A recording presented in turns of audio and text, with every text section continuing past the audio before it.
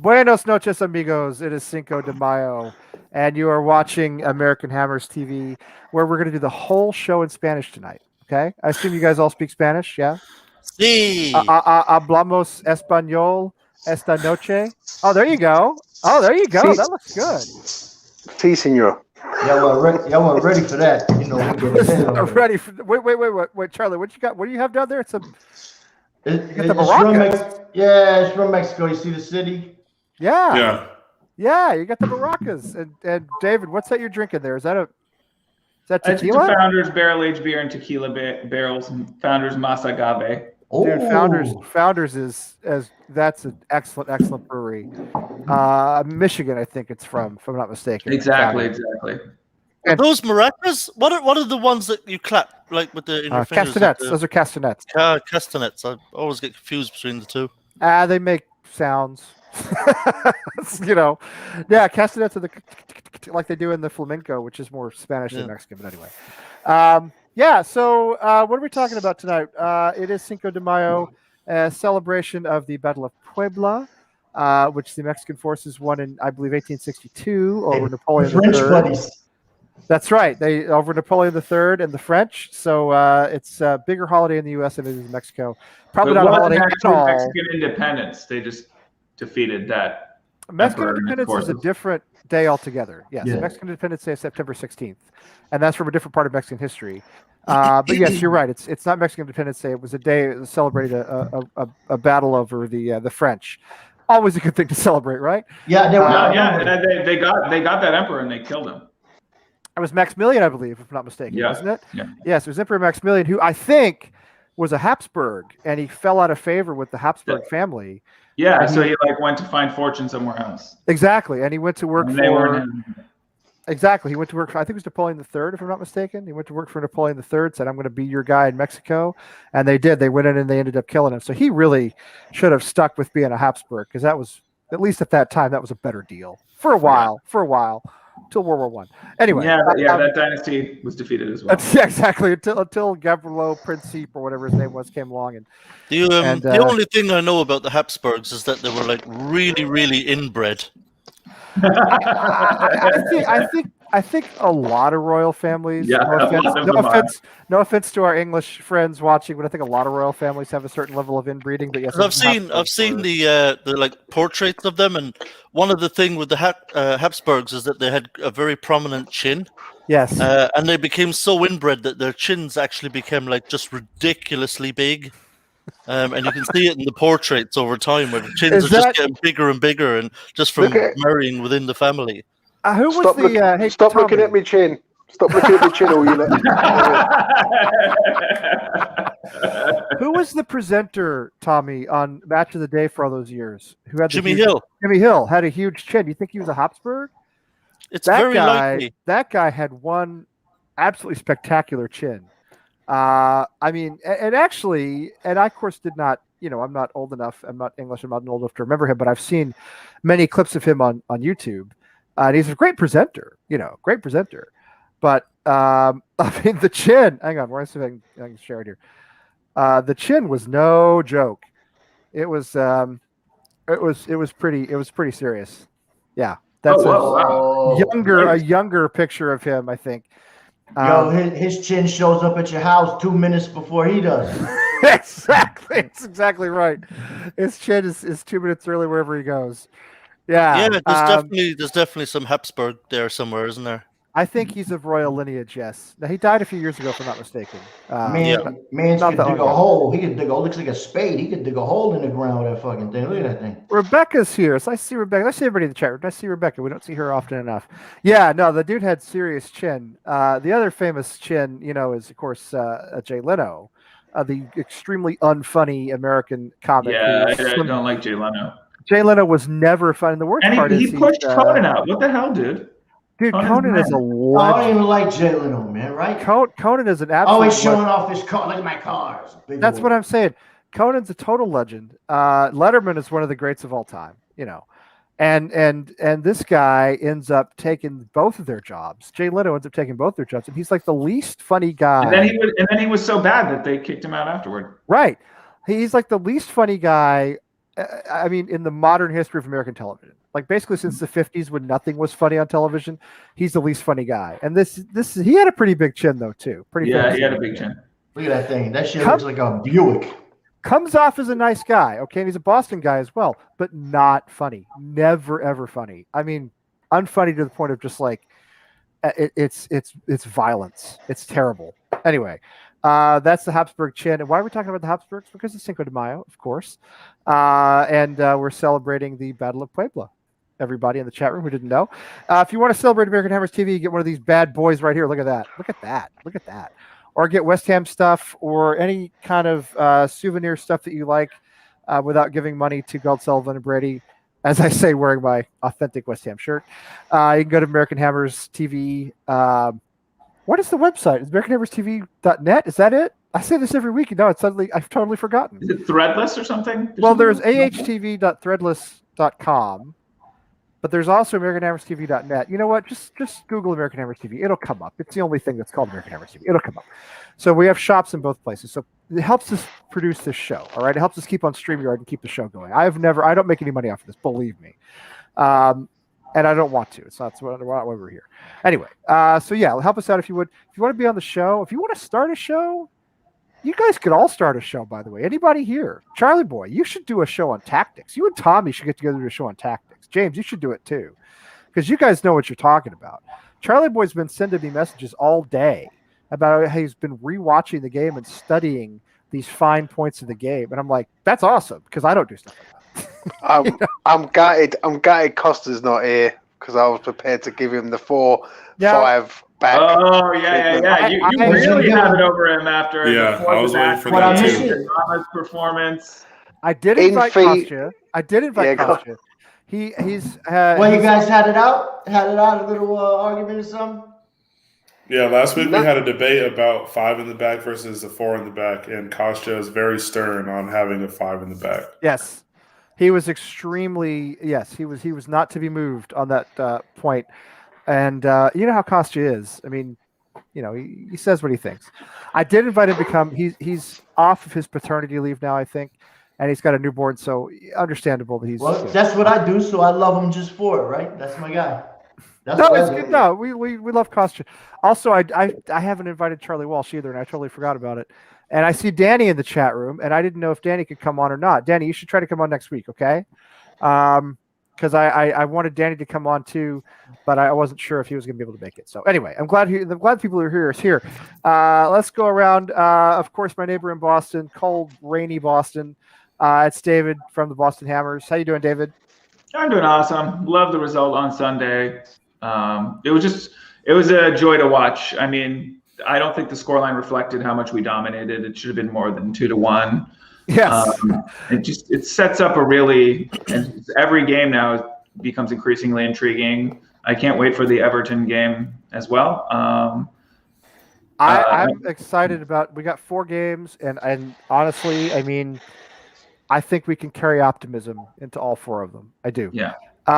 In Boulder, with the old school Colorado University logo above his head, Selly, every Wednesday night, Selly's on with me. How you doing, Selly? Yeah, pretty good. It was cold and rainy here the past couple of days, but the sun has come out to play now, so that's nice. Can't complain at all. Good to see everybody. Semester's over. That's straight A's, so that's always fun. You got straight A's? Yeah, don't sound so surprised, Lee. Don't sound so surprised. Yeah, no. Take it to a Sally. You are too smart for the rest of us, is what I was going to say. You are too smart for the rest of us. Go ahead and get straight. Congratulations. That's awesome. Thank you. Congratulations. Appreciate that. I'm really proud of you and excited for you. From my old home, where I spent a very solid and fantastic year with some great people from Brooklyn, Charlie Boy, how you doing? You know, I'm here. Cinco de Mayo, baby. I got my maracas. I got my drink. I'm ready. He's got a Mexican flag. He's got maracas, and he's got what are you drinking there, Charlie? You drinking tequila? What are you drinking? No, I'm drinking Hennessy. No. Muy auténtico Hennessy. David, you had a beverage too. You had the Founders. It's got a the Masa Agave. Tacos on deck. It needs to be called Classico. Oh, look at my guy right here. There you go. But it's a Mas Gouda agave. aged in tequila barrels. Some Beautiful. agave there. From Founders Brewery in Michigan, which is fantastic. Charlie's got tacos. I had nachos twice today because that's how authentic I am. And a guy who has no idea what we're talking about from East London, our proper Cockney, James. How you doing, James? All good, mate. All good. Great win on Monday night here for us. 4 at the back is the way to go forward, because when we play 4 at the back, we look a completely different team to when we play 5 at the back and with 8 defensive-minded players. And excellent performance, great 3 points, and Champions League dream is still on. Yeah, it is. Although I'm getting nervous with these results in the Champions League itself and also in Europa League. We'll see how that goes. And Irish eyes are smiling tonight, right, Tommy from Ireland? How you doing, Tommy? Doing good, yeah. Irish eyes are definitely smiling. And you're preaching the truth, and right? your status down there is preaching the truth. Pele is a fraud. He's a fraud. I'm gonna need some background on that. He's all about the money. Yeah, it's actually a joke on what Lee said in an earlier not show. As a player, not as a player. Tommy actually thinks. As a person, he's all about the money and nothing else. You guys, this movie, Once in a Lifetime, if you guys haven't seen this movie, Once in a Lifetime, documentary about the New York Cosmos in the 70s, fantastic movie. Tells you all you need to know about Pele, who wouldn't appear in it because they wouldn't pay him to appear in it. So anyway, but it's a great movie if you haven't seen it. All right, let's go. Let's do it. Let's talk about Burnley. We're going to feel the Burnley. Why don't we start bottom of the screen this time? Tommy, why don't you give us your thoughts on the game? Yeah, I was really happy with it. I was delighted to see us go back to the 4-2-3-1. I think we should play that formation against most teams. I just like having more attacking players on the pitch because, particularly against teams in the bottom half of the table, we are better than them. Yes. And we should be willing to take them on, without playing wing backs. Let me just break in for half a second and say this is a good question, Fo. It's because it's Cinco de Mayo and he's Mexican. That's why. That's why we have Chicha in the background. Anyway, go on, Tommy. Keep going. Yes, so I was really happy with the formation, really happy with how attacking we went. I loved having Lanzini. I mean, I honestly, under Moyes, I did not expect to ever see Fornells, Benrahma, Lingard, Lanzini all on the same pitch together. It was so beautiful, wasn't it? I was so happy when I saw the lineup. I said, yes, against these teams, we should absolutely be going for it. We should absolutely be taking them on. We should have attacking players on the pitch. I think Moyes got it spot on. And the 2-1 scoreline did not reflect our dominance of that game whatsoever. Really happy with the lineup. Really happy with the performance. I thought all round, we were very, very good. Obviously, some players shone brighter than others. But I thought almost everyone had a really good game. Obviously, there's an asterisk beside Diop. He was shaky under the long balls. But yes, right. I thought for most of the game, even Diop did quite well.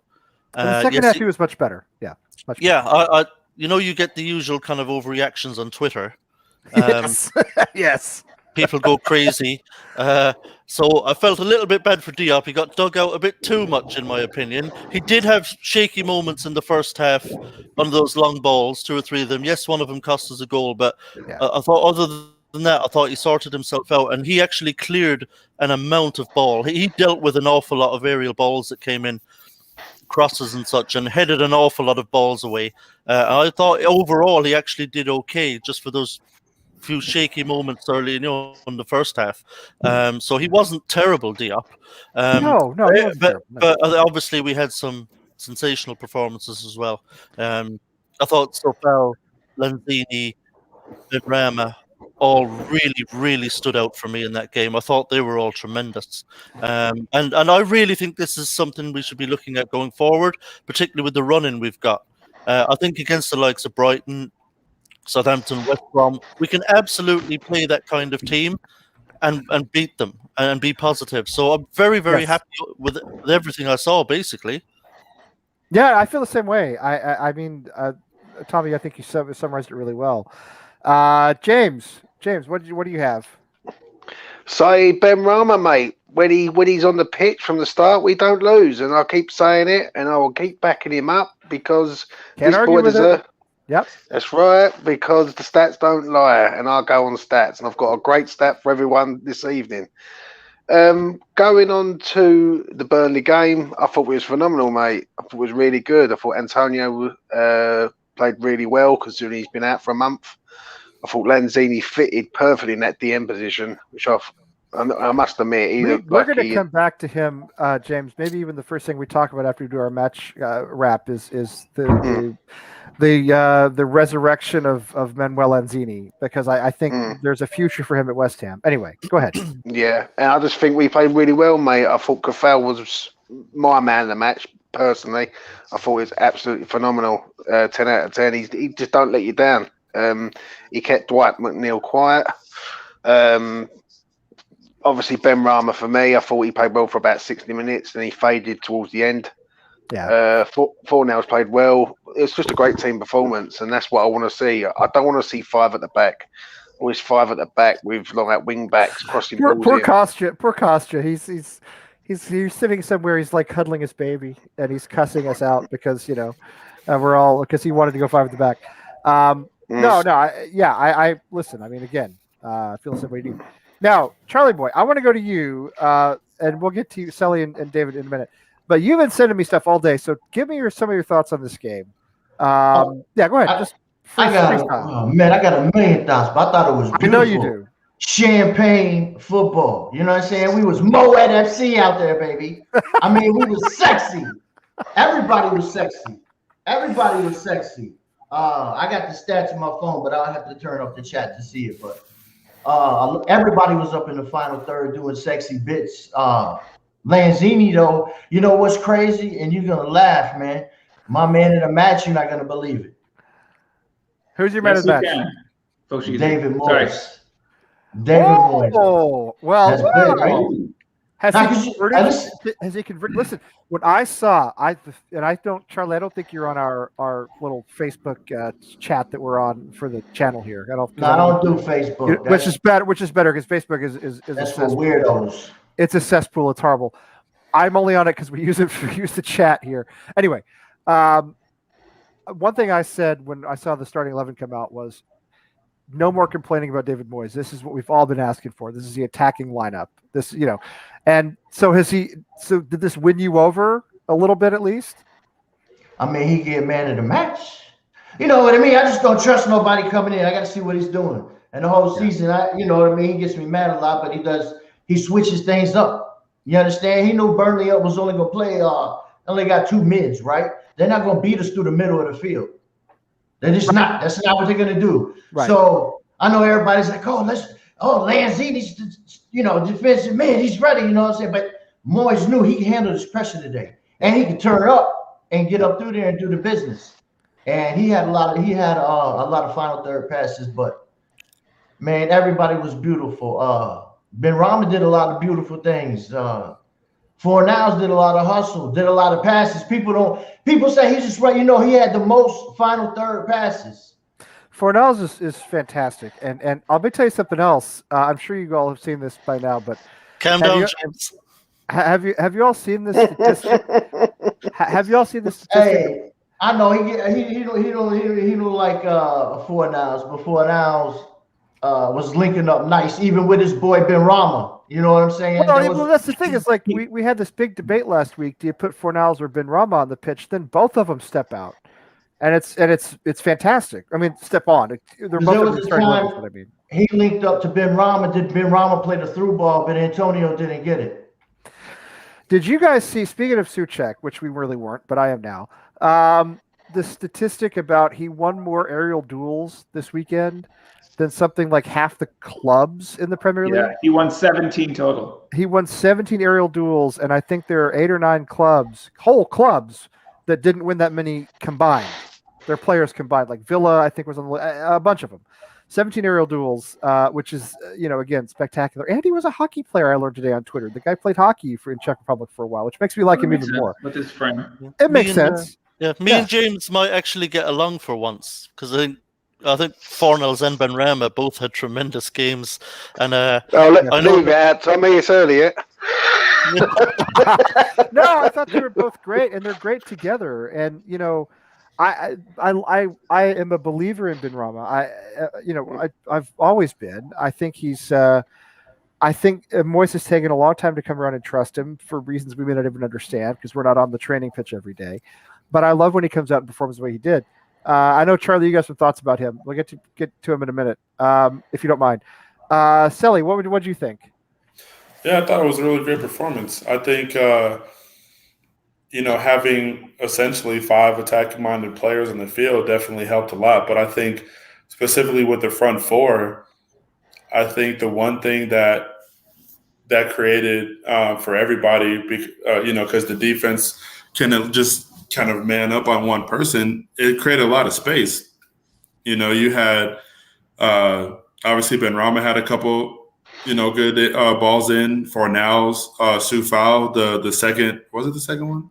The first goal that we scored, his cross in. I thought that was he just had so much space that there was no way he was going to hit that.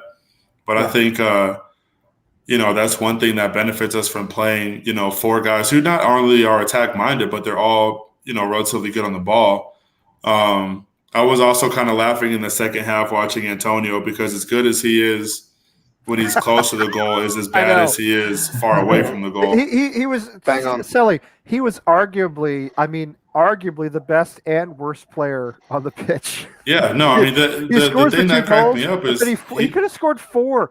Easily. He could have scored 4 goals, and he took one away from Fornells. And he took one away from Fornells. He took an assist away from Benrahma. No, yeah. That's one of the 2. Yeah, he hit his own leg, and it's as much great as that guy does is almost as much bad as he does. But at the same time, it was good to see him come back and play well.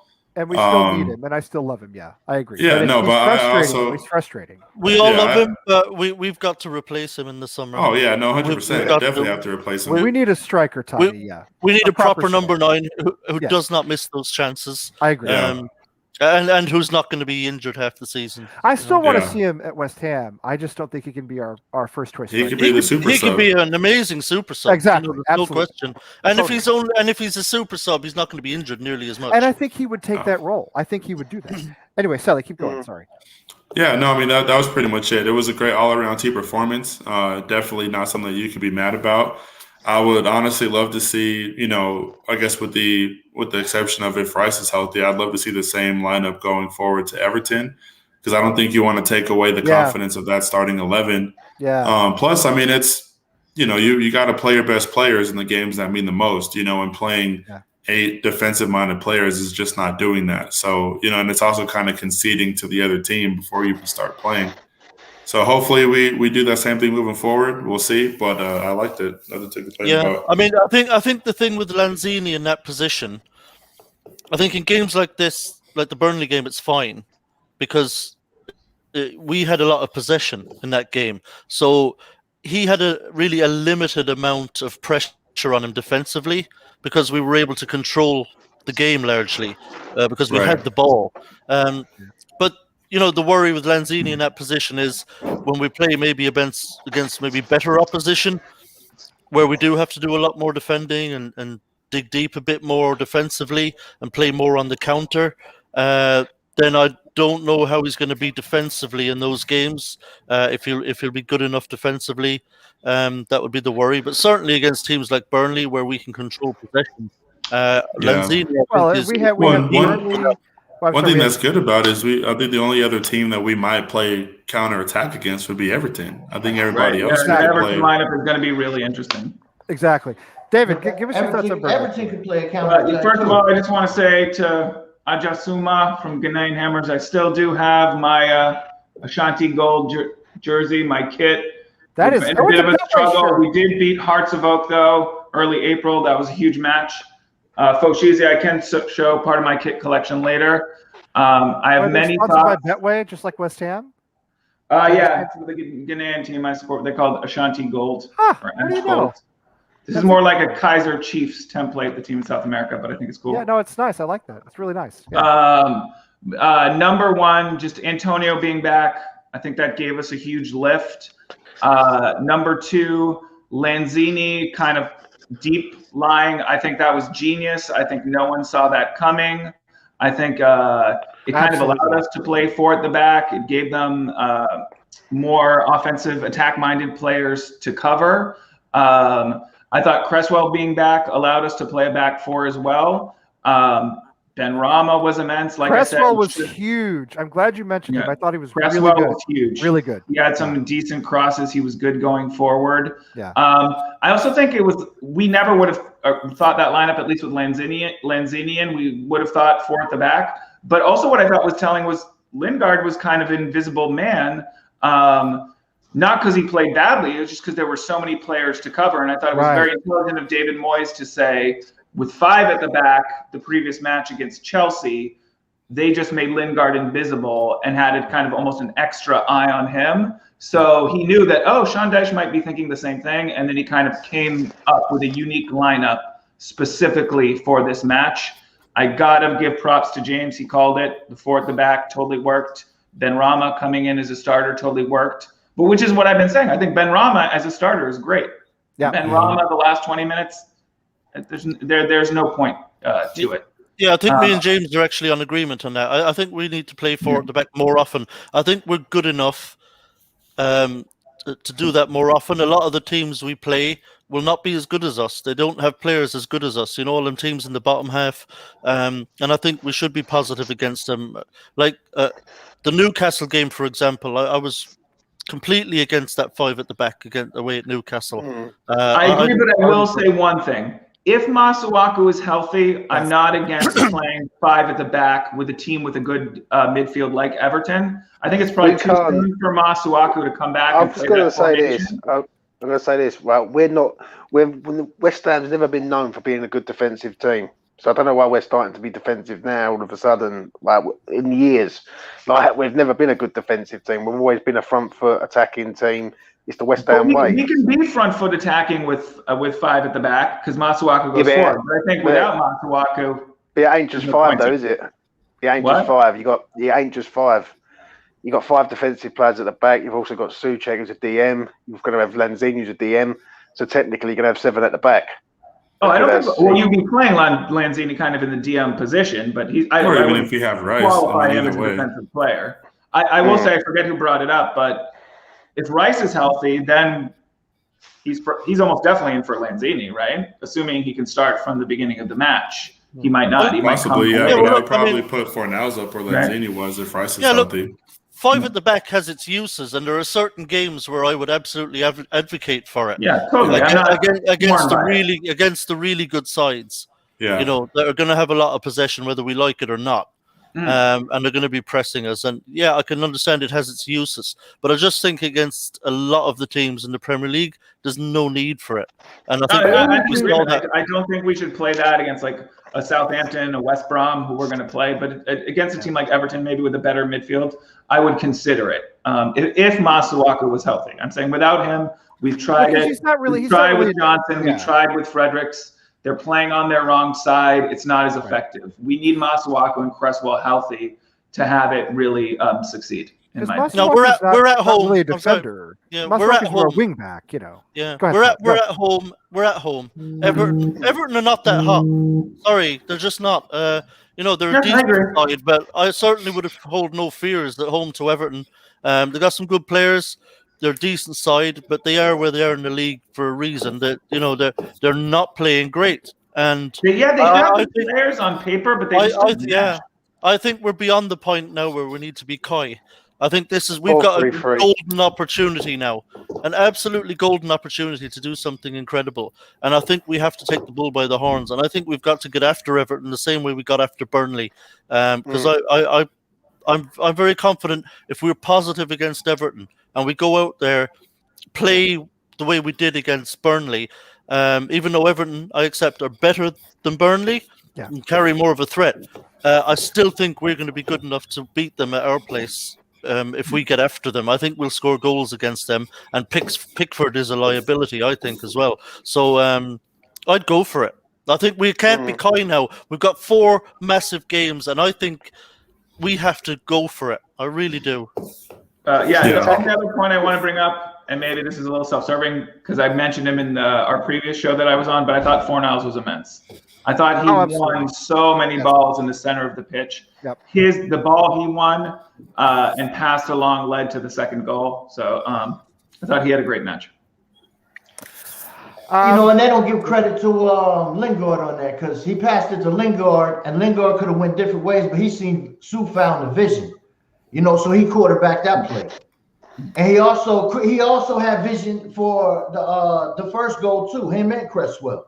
A lot of people don't see this. Cresswell and my guy was teaching out there, Lingard, because when Ben Rama, when he has the ball, you couldn't stop him. But there was a time, and this is what I sent to Lee. There was at the corner of the 18 bucket. The ball was coming to Ben Rama, to Lingard. Cresswell's telling Ben Rama, go to your spot. Ben Rama's backing up. He don't know. He's yelling at him again, go to your spot. He don't listen. So then Lingard tells him, right? And then once he goes to that spot, he sends him the ball. He overlaps, and he could have dumped it off, right? He could have dumped it to Cressy, but he played it in. And I was like, keep it. He played it in. He brought out Mead. And listen, he played such a sexy ball. That ball was so sexy. But see, people don't see how that play even created, how he, that he's a youngin'. I seen him learning. Like, you get him in his spot, there ain't nothing you could do. Because Burnley, this is how sick it was. Burnley already had enough time to get their shape. But he was such a threat that Mead come out to get him. And I was like, he's going to spin on him. Nope, played that ball, boom, sexy.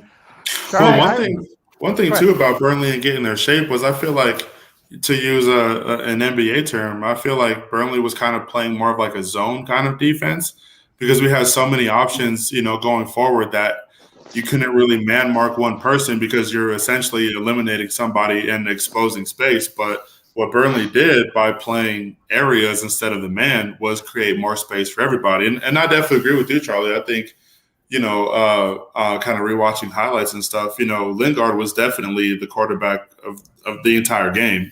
He was that number 10 who was dictating what was going on, where balls were going and all that. And, if this was like hockey, if you could get a double assist, he would have 2 double assists. But at the same time, that's another reason when you play the bigger teams that you have to play, this attacking style because – that's why the bigger, more tactical, faster teams always beat up on the small guys is because they have players who can create in space. Benrahma's great. Obviously, Lingard, Antonio can get behind anybody, as we saw. And obviously a 2-1 definitely flatters Burnley, if we're being honest. But anybody who watched the game knew that we were dominating, should have had 4, maybe 5 goals. So we got to keep that. I'll tell you what, I was so happy. I think we have maybe 6 or 7. I got to wrote down. And I was so confident in that team that was put out and with the attacking flair that we had, that even when they scored their penalty to go 1-0 up, I still was confident that we were going to come back and beat them. Same. It was so early, Tommy. It was so early within the first 10 minutes. It just left too much of the game for us to come back. I felt as though, we really dominated this game almost start to finish. And that was really an anomaly in a way. Diop misjudged the ball. Cresswell abandoned him a little bit. It was an error. Yeah, but Diop made up for it, though, I think. He made up for it, especially the second half. He had some good. I don't like him on that left side because he had to dive kind of get that ball. First, he was out of position and he got beat a little bit. But we was playing the high line. That's what I always tell everybody. They're like, let's go ahead. And when I told you versus Newcastle, I said, we can go up and try to attack them. But are we going to be able to handle him on the break? And that's how Dawson got that red card because he couldn't get back. He did some crazy nonsense. But yeah, Diop that was a shaky man, but he came back. I think the hate for Diop's not justified in my opinion. I think he gets a lot of bad press when there's other people in the team who's done the same thing and they get away with it. So I don't understand the hate with. Why do we hate any of our players right now? I mean, look where we are in the table. Look at this performance they just put together on Monday evening. Why do we hate any of our players? Why is anybody complaining about anybody? There's no reason. It's not that, Lee. It's not that. A lot of people, I've backed up Ben Rama since the get-go. And people have said to me, right, and people have come at me, give me untold amount of grief saying, he's rubbish, he needs to be sold. Right? Now I'm going to give you a stat on Ben Rama. Right? How many games? How many games do you all think Ben Rama's played in a row for West Ham this season? Twice. Has he played 2 in a row? Has he played? He's played back-to-back games once, I think, as a starter. Yeah. 2. So if I told you he started 7 games in a row, what would you say? Doesn't sound right. I don't to me. believe it, but it sounds like it's true. Now that you're bringing it up, it's 100% true. He started against Everton away, West Brom at home, Burnley at home, Palace away, Liverpool at home, Villa away, and Fulham away. We only lost one. Yeah, Well, I would result. never have thought it. I would never have known that. Right. So we lost one game, we drew one game, and we won the 1-5. Yeah. Say no more. Yeah, I think that also does kind of put paid to. You get a lot of people on Twitter who are, like you, James, like huge fans of Benrahma, and I really like him as well, actually. Who'll say, "Oh, he's not been given a chance," but he has, and he's done very well, actually, when he has been. Yeah, no, I think one thing I've said earlier too, and is I don't want to make this sound argumentative because it's not towards you guys, but I think one thing that maybe I don't want to sort of say that it's always just the casual, but I think fans, they expect players in certain positions to do certain things, right? So like Benrahma at Brentford, he scored a lot. He hasn't scored here, but he's done literally everything else. But I think when just for the simple fact that he hasn't scored, I think people would like to get on him about that. When to point out what James has said, I think you put out something earlier on Twitter saying that we've only lost like twice when he started and won like 14 times or something like that when he started. We won 11 times when he started. Oh yeah, so it might have been 14 total games, but either way, regardless. There's been games where he's come on and made an instant impact, whether that be an assist or just the way that we played was different, and I think that was a big reason too why people get on Diop is because he had one mistake. I mean, how many center backs are going to know where the ball is if a skilled, striker pops it up over their head, kind of thing. So, but the only way Diop is going to learn is by playing, and the only way Benrahma is going to score is by playing. But at the same time, like you said, Lee, we're fifth in the table, excuse me, right now with the chance to get Champions League. There really isn't anybody that we should be on the back against. No, the thing is for me, is that I think it's really important for Benrahma now. If he gets to start against Everton on Sunday, he's got to bring it again, against a better opposition. Because we did have our way with Burnley a lot because they are poor. So in a game against better opposition, I'm just crossing my fingers that Benrahma can have another big day, like he did against Burnley, and show David Moyes, look, it's not just against weak opposition where we have most of the ball and we're doing lots of attacking that I can shine. I can do this against the really good sides. I can do it against top half teams like Everton. So I really hope he starts against Everton. And I really hope he has another big game and really turns Moyes' head, and proves himself. Because to be fair, I think he has had to really prove himself to Moyes for whatever reason. But he can do it. We've seen it, and I hope he backs that up now with another top performance against Everton. Yeah. So the thing is, right? I just want to say this with regards to Benrahma. What he does, he takes people out the game. He takes and what it is, if he's up against a wing back or a fullback, right, and that fullback's getting skimmed every time he goes past them, they have to double up on him, and that's what leaves the space open for Bowen, Lingard, Antonio to run in behind. How many times has Lingard run through defences this season, like with us? He runs through it because the space is all there for him to run into. Now, I'm with Benrahma on this one. I think he will perform because he's a talent, and he is a talent, and the stats don't lie.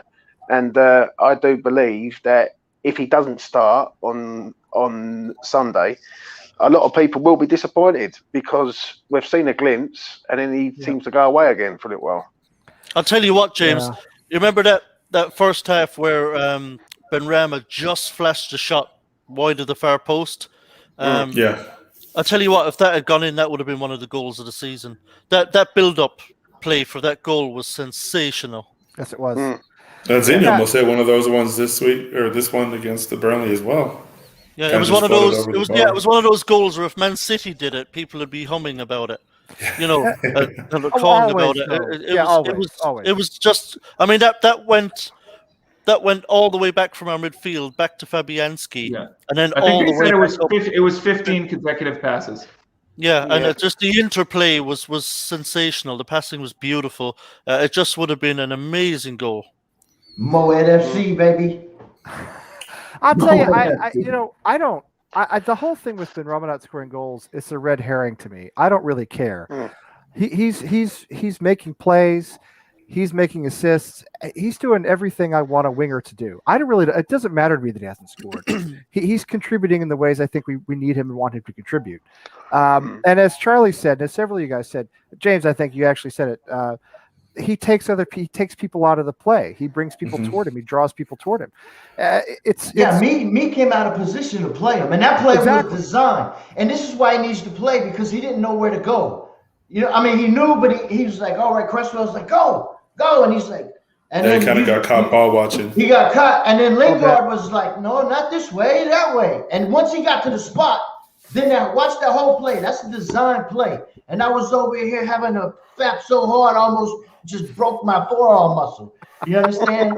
I ain't even gonna lie. I'm not even gonna lie. I was like, go. I know he got the pass, but I was like, spit on him and bend it. By the way, let me just say, you guys know this already, okay? Let me just say, the man had not had anything to eat or drink all day, all right? Because he was observing Ramadan. So he goes out there and he plays, I think it's the first 35 minutes. No food, no water all day. I mean, can you imagine? So respect to him, just physically for being able to do that. It's amazing.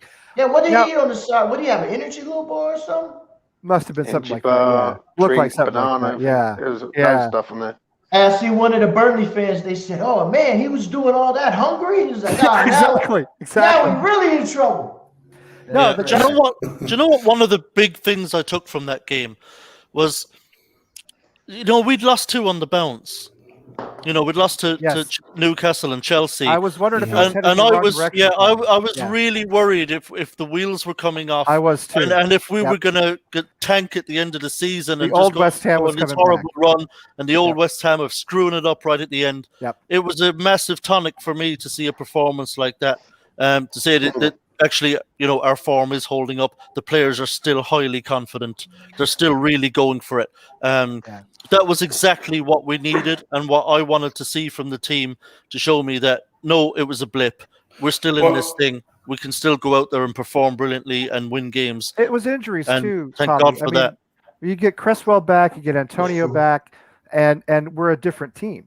Yeah. I think we shouldn't overlook Cresswell's contributions all season long, and I think he did. He was caught out a little bit on the play that led to the penalty, but in general, I thought he was excellent in that game, and I thought it was huge having him back.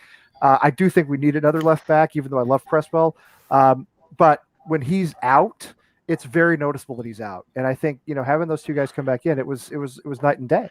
He should have had an assist, because I think he was the one that crossed it into Fornals, and Fornals hit that piss missile, and Antonio blocked it. I was like, oh my God. Antonio and he had another cross where Antonio just missed it. Like, he was right in front of the goal. He played a beautiful ball in the second half. The game was nerve-wracking in the sense to where you felt like it was going to be one of those things that we were doing everything to have 4, 5, 6, however many goals.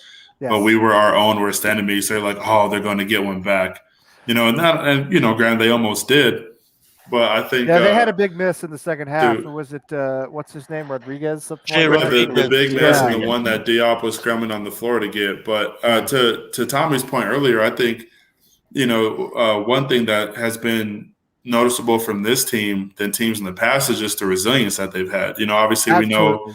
A lot of games where we've gone down, come back, and either tied it or won. Obviously Tottenham is a big example. Other games like that, but I think outside of Manchester City, until we lost to Chelsea after Newcastle, we were the only other team to not lose back-to-back games all season. That's correct. In the Premier League. Yeah, but what it is though, Sally. Yeah, it's positive team selections get you positive results. Positive. Oh yeah, no, for sure. You know what I mean? When you're setting up 5 at the back with 2 defensive midfield players, you're not going to win games. You're gonna lose a lot more than you're gonna win. And when we set up 4-2-3-1 against Burnley, that was a team to go out there and go, right, we're going for this. We're gonna outscore this team, and that's how it should be with West Ham. And I tell you what, I was really happy with. I was really, really happy that we were 2-1 up. You know, there's 15 minutes to go, say. I was waiting for Moyes to start bringing on defenders and start trying to shore it up and switching to the 5 at the back and then trying to dig in and hold on to a 1-goal lead. I was expecting, right, we're going to see Balbuena and Johnson or maybe Fredericks are now coming on here now and he's going to try and hold on to this. And he didn't. He kept the attacking team out there. He brought on Bowen. You know, and I was delighted to see that he stayed attacking, he stayed with the formation, trusted the players. Yep. And I was really happy to see that he didn't try and sit on that lead.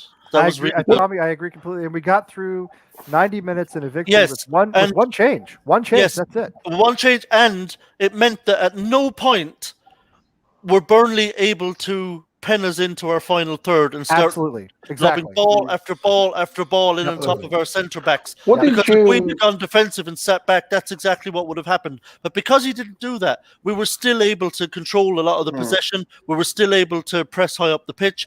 We made it very difficult for Burnley to create anything. We should have scored in the 90th minute. We didn't go defensively. Yes, we should have. Yeah. So Lingard hit a nice one, but Pope just barely. He couldn't do nothing but brace himself. That's it. And it just nicked off his arm. What did you make of the substitution, though? It made sense. I mean, it wouldn't have made any sense for Antonio to play now. I thought he played longer than he needed to, in my opinion.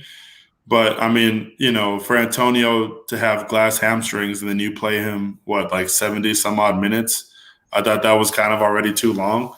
You know, I think, honestly, the plan moving forward should be let Antonio get about an hour and then sub him. Because not even when he's healthy, he doesn't have stamina because dude is rushing past everybody.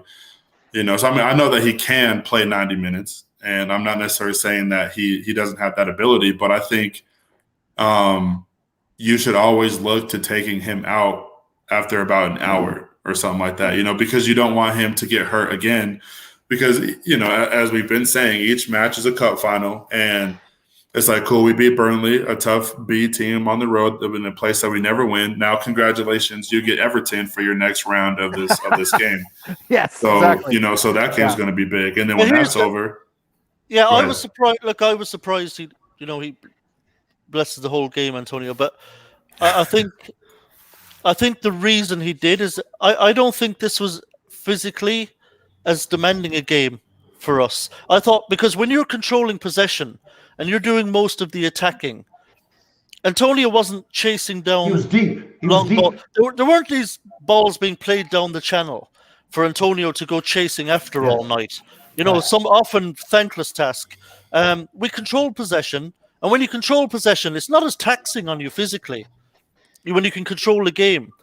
So I don't think it was as tough a game for the players physically as we've seen in a lot of games previously this season, where we're doing maybe a lot of chasing the ball and closing down against teams who have more possession than us, because that obviously takes it out of you physically. But I thought physically this was a much easier game on the players. Actually, it's much easier when you have the ball a lot, and you're doing a lot of the and you're controlling the tempo, and you don't get as tired in a game like that. So I think that's why he lasted, and it will actually stand to us, I think, in the Everton game.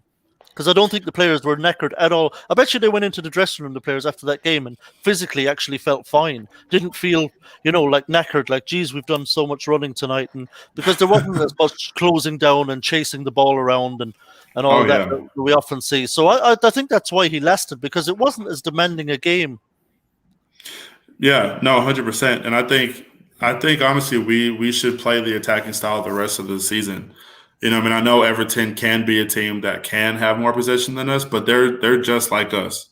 You know, there's no reason for us to go into Everton and give them any kind of respect, either mentally or on the field or whatever, that, you guys are going to have more ball. They're not playing well, silly. Regardless of if they were playing fantastic, I don't care. Like, yeah. I mean, Everton, they do have some quality players, but so do we. I mean, if you line them up on a piece of paper, I'm sure it would be a wash for their best player versus our best player. I think there's a couple of spots that we're better than they are, but why give them any benefit because they're Everton, they were top 4 for a while. Who cares? I don't. They don't beat up on the big teams. We don't beat up on the big teams. We beat up on the small teams. And the benefit for us is we've just beat up on the small teams more than they have right now. So go into it. You're at home. I don't know if fans are going to be there. It really doesn't matter at this point in the season, but no fans.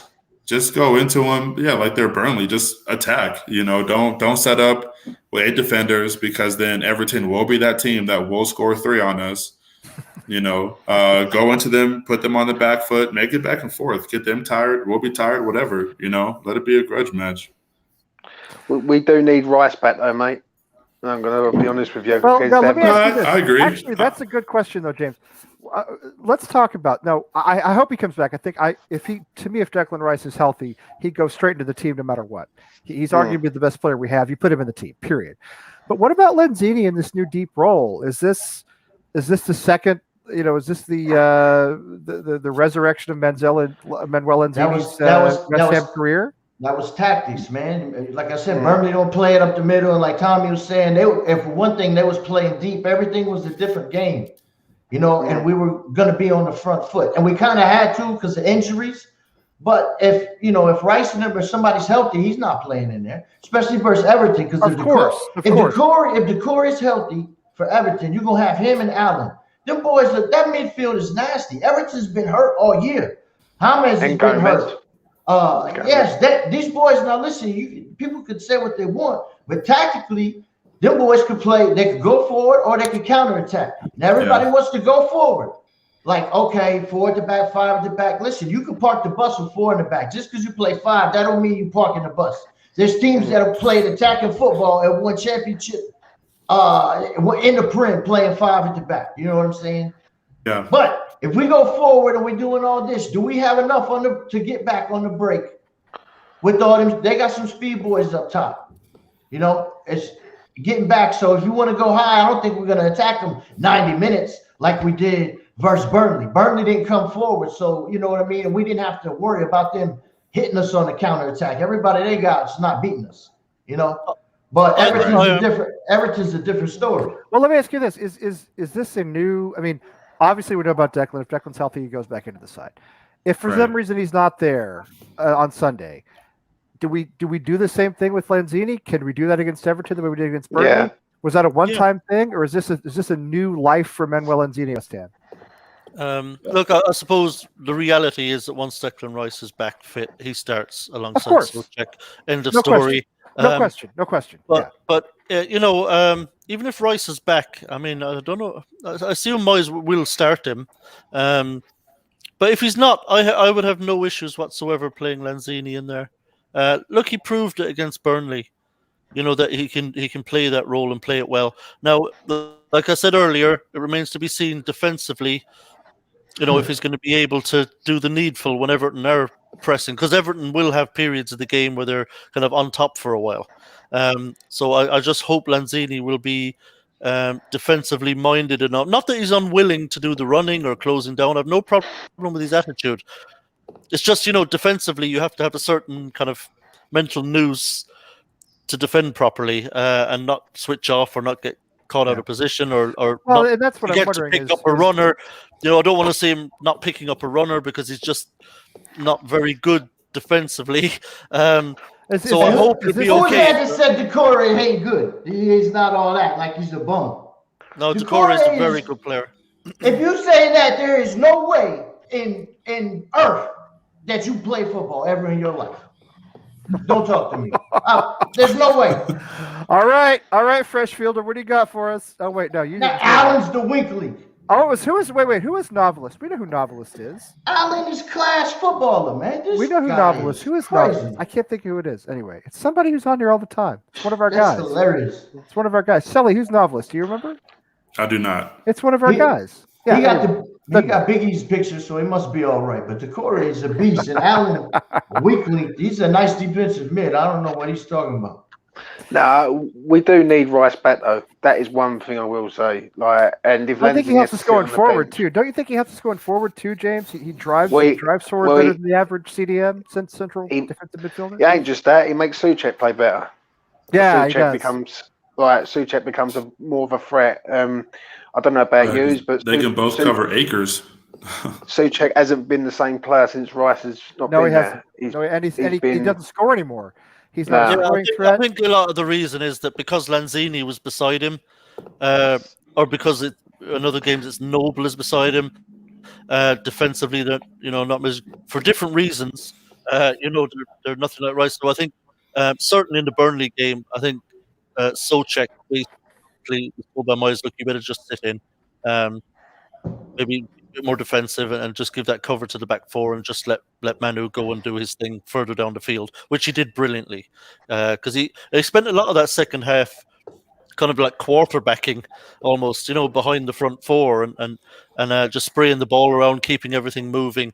So I think Souček basically had no choice, just to kind of sit back a bit deeper and let them get on with it. But he hasn't been really good. He weren't good at Newcastle. I didn't think he was particularly good against Chelsea. He hasn't been the same player. When Rice is there, they work in they know that when he goes, Rice covers two positions basically. So we need Rice back, mate, urgently. Really, if we're gonna win all four of these games, we need our best players back, and he's our best player at the club. Yeah, there's a lot on Souček's plate right now defensively. It'll be massive if we have Rice back for the Everton game. Look who it is, Charlie. Look who Novelist is. Oh, yeah. Look who Novelist is. Not just for It's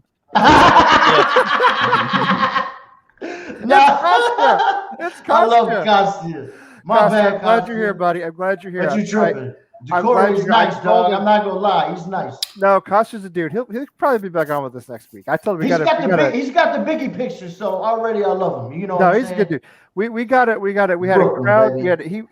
He's got a lot going on, and we had a crowd this week anyway. But yeah, Kostya on his backup account.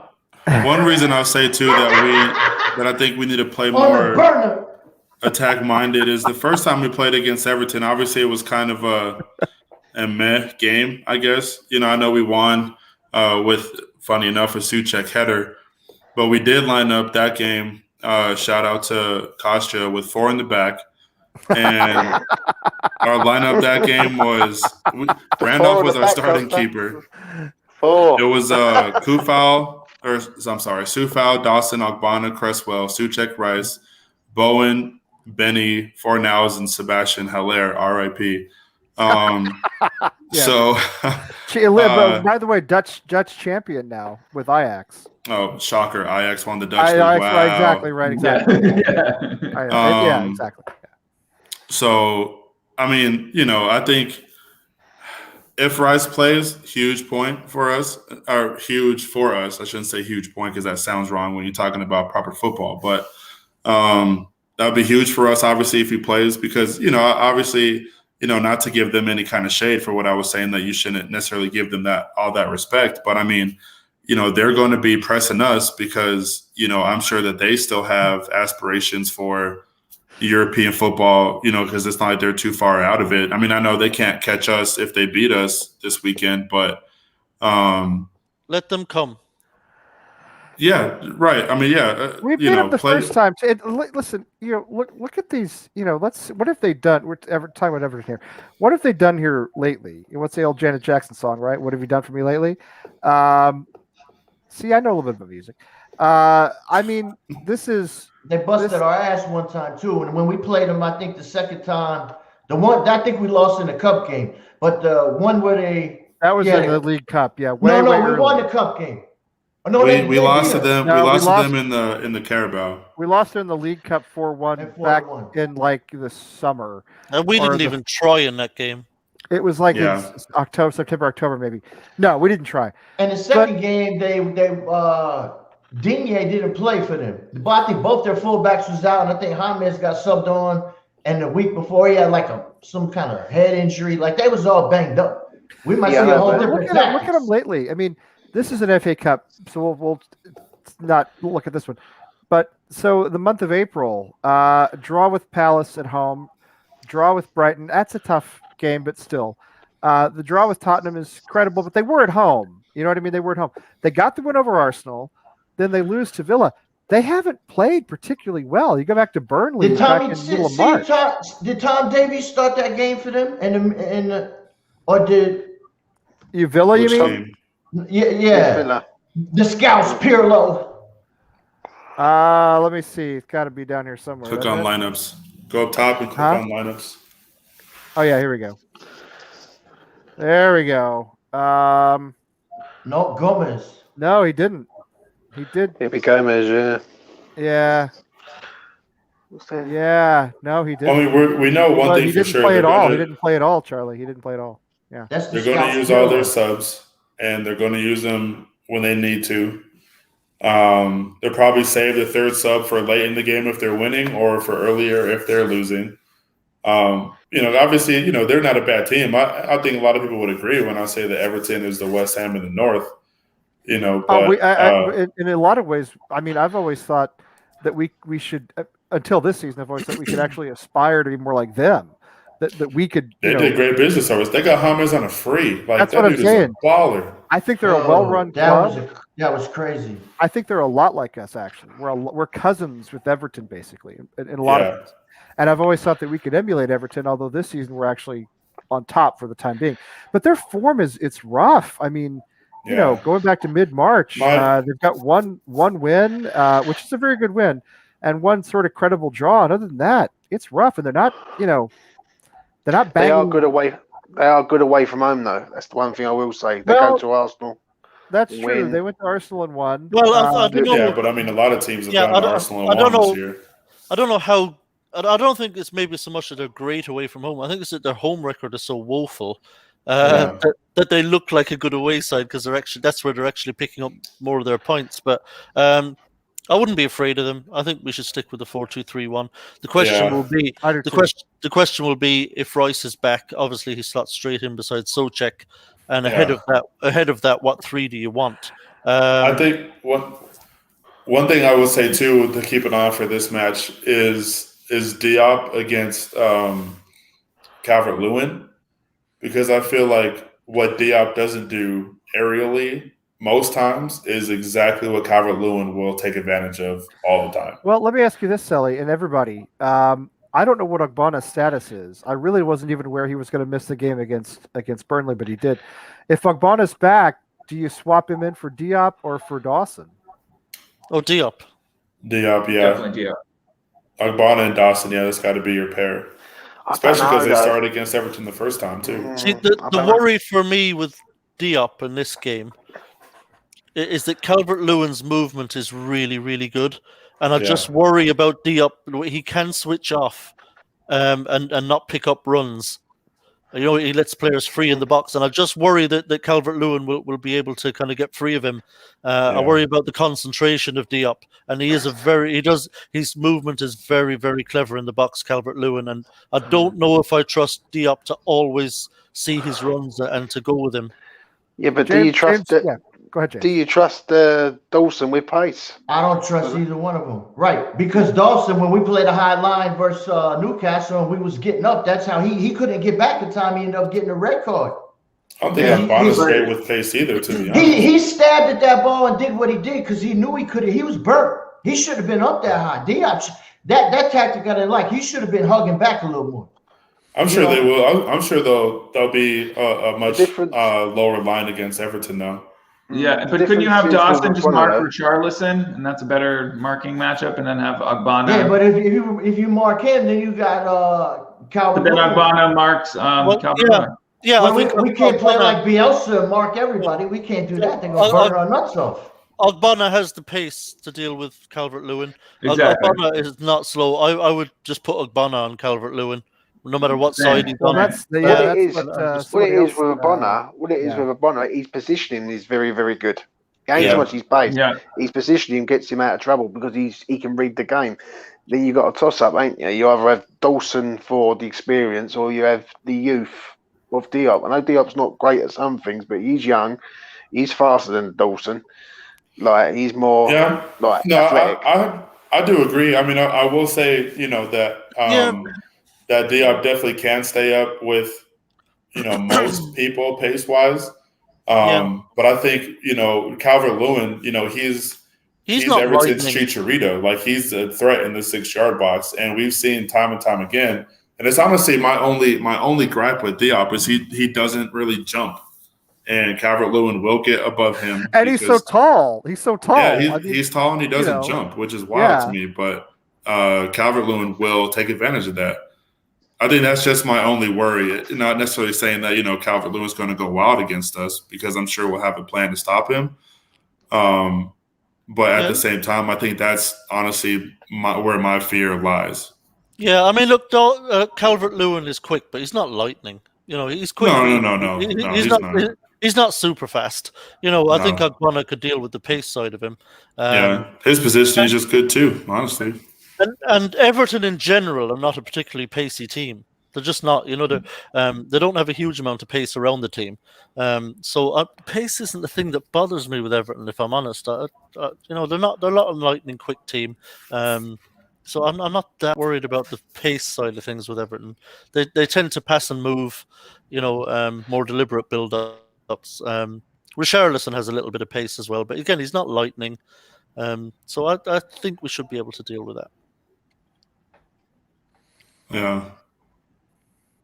I mean, I think it'll be a really back and forth game, honestly, because I think, as much as Everton has to play for is honestly as much as we have to play for, because the goal right now is Europe. Whether for us that's Champions League or Europa, I think right now, Everton, they still see that light to where they can still get Europa. And, crazier things have happened. They can still mess around and get Champions League. They're not too far off of that. I mean, granted, that's probably much harder to get, but it'd be tough. I think they're 9 points behind. Chelsea. Everton have got no chance whatsoever. Oh, okay. I didn't realize that gap was so wide. They're further back than I thought. They're 9 points out of Champions League, or the 4th spot. Okay. Well, so all right. So they're probably not getting Champions League, but but they'll be desperate for Europe, Sully. I mean, they will. And I don't think they're too far out of Europe. Yeah, they're what? They're 6 points 4 behind points. us. They're 6 points behind Europe. So, I mean, they're going to be coming for it. We got to be coming for it. They've got a game in hand against somebody because they've only played 33. Hey, they just made some comments that made me think how Moyes going to play this, because they say Richarlison versus Kufal, which is going to be 100% right, but if they play at the back four and they get close to our box and the ball's in front and we have time, we gonna crunch in, and our left mid or right mid got to cover that overlapping fullback, and he's gonna put Fornals on that right side. I think we should attack from Lingard's side and Ben Rama's side on the left. I think that'd be the best spot to attack him. I think he's gonna put Fornals. You got Fornals and Soufal on the right side. Yo, you forget that overlapping bullshit or underlap or whatever you want to do. It's clamps on somebody. You know, Fornals ain't playing around. Soufal's like a European gangster in a tracksuit smoking Newports out there. He ain't having none of that. You understand? One thing I'll say about Fornals too, that I kind of noticed watching the game and watching the highlights, is nobody celebrates a goal more than Fornals does. Oh, he loves it. Fornals gets so excited when we score. No, I don't know. You got to see me in my house. If y'all have some CV cam, you'd be like, "Holy shit, these guys!" You should do a watch along, Charlie. You should do a watch along. We should watch. We'd all watch you celebrate. Kufal will have sometimes. Kufal will have to deal with the Richarlison because he does pull out wide. But other times, Richarlison will come inside and Dina will go on the overlap. Right. So he'll have to deal with both of them at various times. Right. That's what I'm saying. If you got Fornals in front of him, you know what I'm saying, how he does defensively and covers ground. You go on that right side. If he starts what would he do? Richarlison will be in the bag, and then you can have a midfielder mark Calvert-Lewin, because I'll tell you what. I think there's a real possibility that Moyes will decide go for Bowen on that right hand side against Everton. Just for that very reason. That'd be interesting. He might start or be on the bench because Antonio needs a sub. That's the only reason I think he was. One of the reasons he was on the bench is to be a sub for Antonio because his hamstrings is dodgy. I like Bowen up top. He's not he looks down a lot. He's a killer. He's going to shoot. He's gonna shoot the ball, man. Okay, so if we're gonna These have big facts. if we're going with 3 in the attacking midfield plus Antonio up top, who are your three? Who are your 3 in the midfield? I mean, obviously we had The same as this past weekend. Lingard, Fornals. That's what I would do. Tommy, are you thinking Bowen on the right instead? No, I was talking about what I think Moyes would possibly do. I see. Because he likes having Bowen there when he thinks there's a particular threat from an opponent down that side. He likes to have Bowen there to help out. Bowen does the job too. Bowen does the job too. I was just throwing it out there that Moyes might be thinking that way. I would go with the same 3 up there. I'd go Lingard, Benrahma, Fornals. I don't see any reason to change anything unless the only changes I make are Declan coming in for Lanzini if he's healthy, and Ogbonna coming in for the up, and I can't see any reason to change anything else. I don't think Ogbonna will be back.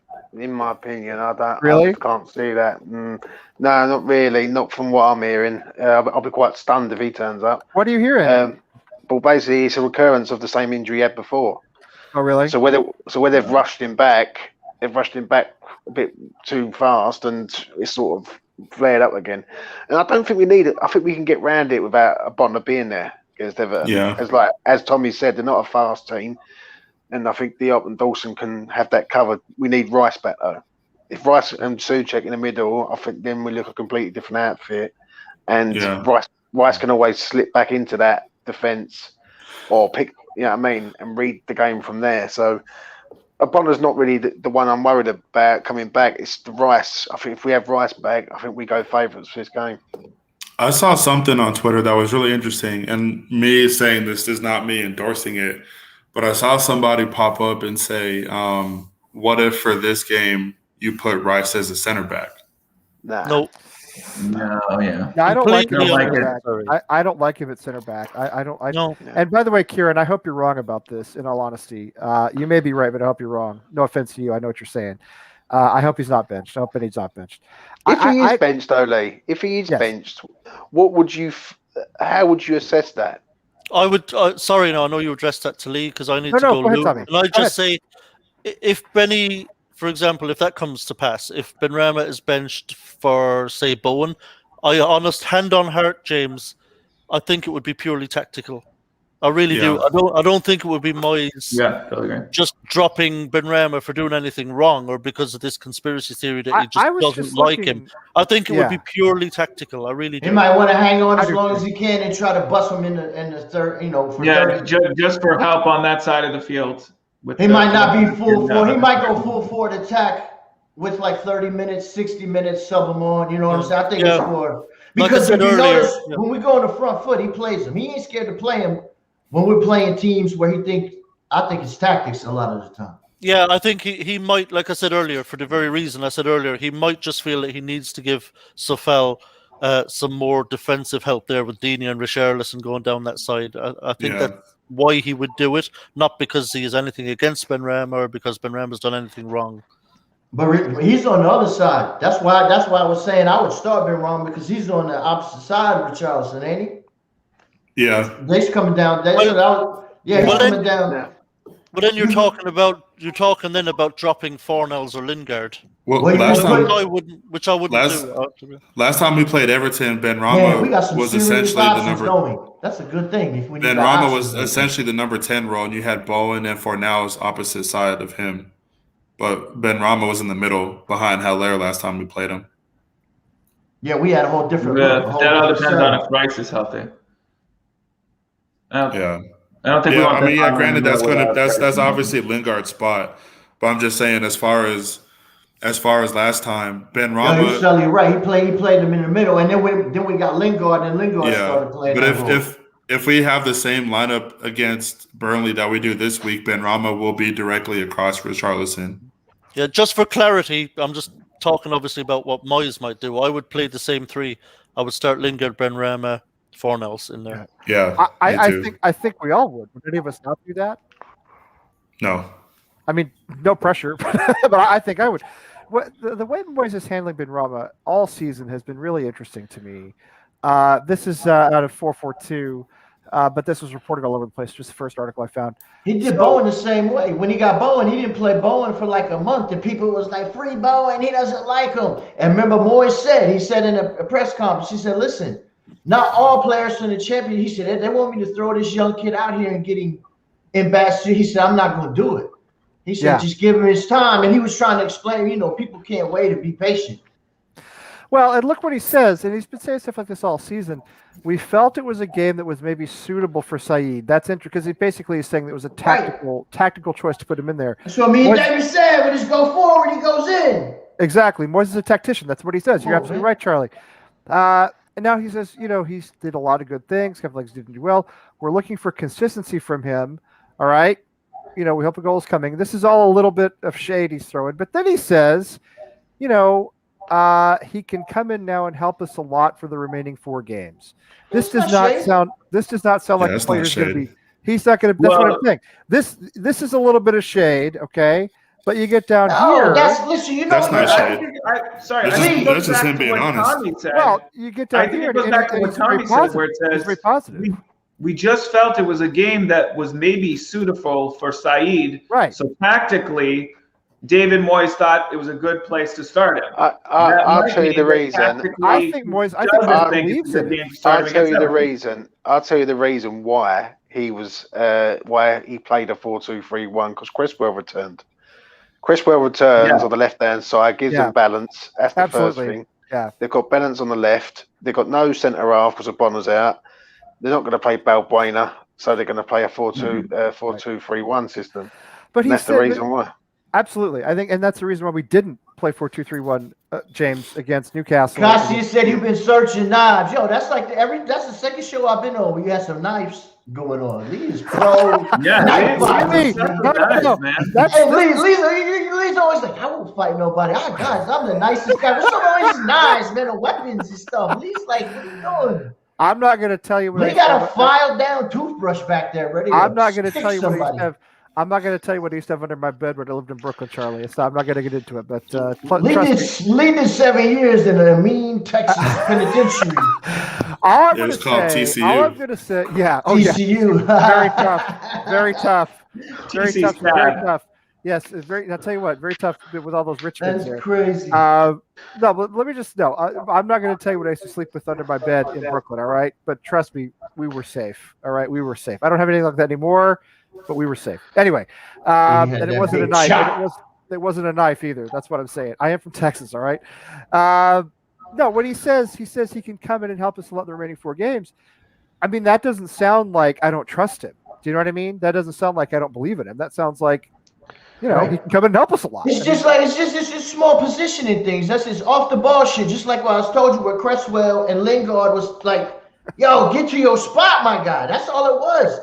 He's not saying that he's trash. No, he's not. But the only way he's going to learn, okay, when it was at the corner of the box and Cresswell's going to make the overlap, it's repetition. He needs repetition. I know they do it in practice, but in a game, you know what I'm saying? Yeah. And I do think he believes in him, or he wouldn't be starting him. He wouldn't be playing at all. You know how my coaches used to talk to me? The old school, the Brooklyn Italian team. You know how they used to talk to me? Tell you how it what? was. When I'm just talking about we was 13, 14, 15. Talking about Bastardo, all these kind of things, man.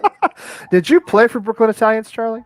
Yeah, they got a youth travel team, and then they got a semi-pro When did you team. play for them? When did you play for them? Like 2005. Well, all of my life when I was young. All my life when I was young. But you weren't with them in 2013, were you? No. Okay. Because that's when they came to play Greater Lowell. Because I knew the Brooklyn Italians. I knew all those guys. They were good guys. They smashed y'all, didn't it? Of course they did. Oh, everybody smashed us, and that season was. We would bring that season was rough, man. We would bring in people from everywhere, but we had dudes that would go to construct. I mean, you get paid a little bit or whatever, but you had dudes that we'd play a game in somewhere, and then we'd go to buddy would be going to construction in the morning. You know what I'm saying? I was definitely not thinking about having a shave. No shave. Mine's patchy, but we let it go. Look, I'm like Lee's nephew. Check me out. It's all natural. It's just been everything's natural. No, but Brooklyn Italians were a good bunch of guys, and their manager at the time we played them. I say we. I mean, I wasn't a player, but the time They Greta were Lowell played mean them, us. he was a West Ham supporter actually. The manager was a West Ham guy. We talked a lot about West Ham after the game, which was cool. Tim They had like 100 different names. They used to be Inter something. Then there one time they was the Brooklyn Dodgers. Then they changed their name to 3 or 4 different Italian teams, and they finally went to Brooklyn Italians. Yeah, they were a good bunch of dudes, but that first Greater Lowell team was rough, man, really bad. And I think they beat us 8-0 or 8-1, something like that. Yeah, this sounds So about it was right. not just real good. And but the they were youth a good travel bunch ball, of they go to your hometown like they used to have the championship back in my day in Texas, in Dallas. Yeah, for the they youth. did. Now that's for the whole NPSL, like the entire country. Yeah. You know, there are like 10 divisions across. But yeah, I think they did. Yeah, but yeah, good bunch of dudes, good bunch of guys. Them and New York Cosmos and New York Red Bulls. We used to play them too. They're reserve teams. But anyway, all that stuff was kind of a long time ago. They have no idea what we're talking about right now. They have no idea what we're talking about. And you know, with in here in the U.S. we have no promotion relegation, so there's no hope anyway. You know what I mean? It's you don't go up, you don't go down. You just are where you are. It doesn't matter how good or bad you are. You know, it kind of sucks. Anyway, I have no idea what I was going to ask about next. I don't know how we got onto that. That's crazy. I don't know how we got onto that either. I don't know what I'd be interested to find out what you guys think will happen for the rest of the season. Like where you think? Do you think we'll finish really strongly and do something special and finish in the top 4? Or do you think we're looking at 5th, or what do you guys think? I'll tell you what I think is going to happen. You know what I think is going to happen? Seriously, it's what's the most West Ham thing that could happen? All right, I'm going to tell you what it is. No, we're not going to bottle it, Sully. Here's what's going to happen. We're going to win our last 4 games. We're going to rack up 12 points. We're going to pass Chelsea. We're going to finish 4th. Arsenal are going to win Europa League, and Chelsea are going to win Champions League, and we will not get Champions League for that reason. That's what'll happen. That would be such a West Ham thing to happen, but Arsenal's not good enough to win the Europa League. How would that happen if it's 4 spots though? You can only get 4 spots. Arsenal with outside the top. Because the FA Cup automatically, for that matter. The Europa automatically get. And Arsenal are outside the top 4, and then they win respectively the Europa League and the Champions League. Then the Premier League only gets 3 Champions League spots. That's right. I just genuinely, in my heart of hearts, do not believe that Arsenal is good enough to win the Europa League. I don't either, Dave. Over that's that, not the point. That's not the point. It's not really good enough. The point is, what is the most West Ham thing that could happen? The most West Ham we are fucking massive. We pip Chelsea to 4th place on the last day. We beat Southampton with a 95th minute, 5 minutes into injury time goal to win the match, and Chelsea, Arsenal win Europa League, and Chelsea win Champions League, and we end up shut out of Champions League, even though we finished 4th. That is what's going to happen. Tommy wanted to know. That's what I'm telling you. That's what's going to happen. Chelsea's run-in of games, their last 4 games is Man City, Arsenal, Leicester, and Villa, which obviously are not easy. Hard. But, no, it's hard. It's hard. It, I think we can catch him, Sully. I do. I think we can catch him. I think we can catch Leicester and all. I think we can catch Leicester and all. Chelsea have a span of 4 games in 10 days. For the FA Cup final. For the FA Cup final. Yeah. So it's champions. Yeah, 4 games. That shit makes we sitting right now talking about pushing for champions. That's crazy. The day, listen, if we get Champions League, the day that shirt comes out with the patch on the sleeve, I'm going to order every possible, even if it's that white and gold with it looks so horrible that I've seen pictures of. I'm going to order every Champions League shirt with West Ham you can possibly imagine. Leicester, sorry, go ahead. No, keep going. I was just. Leicester's. What do you think is going to happen?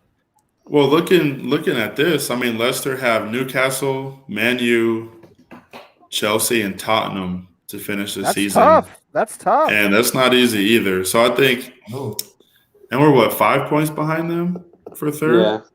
I believe that's correct. Yes. Yeah.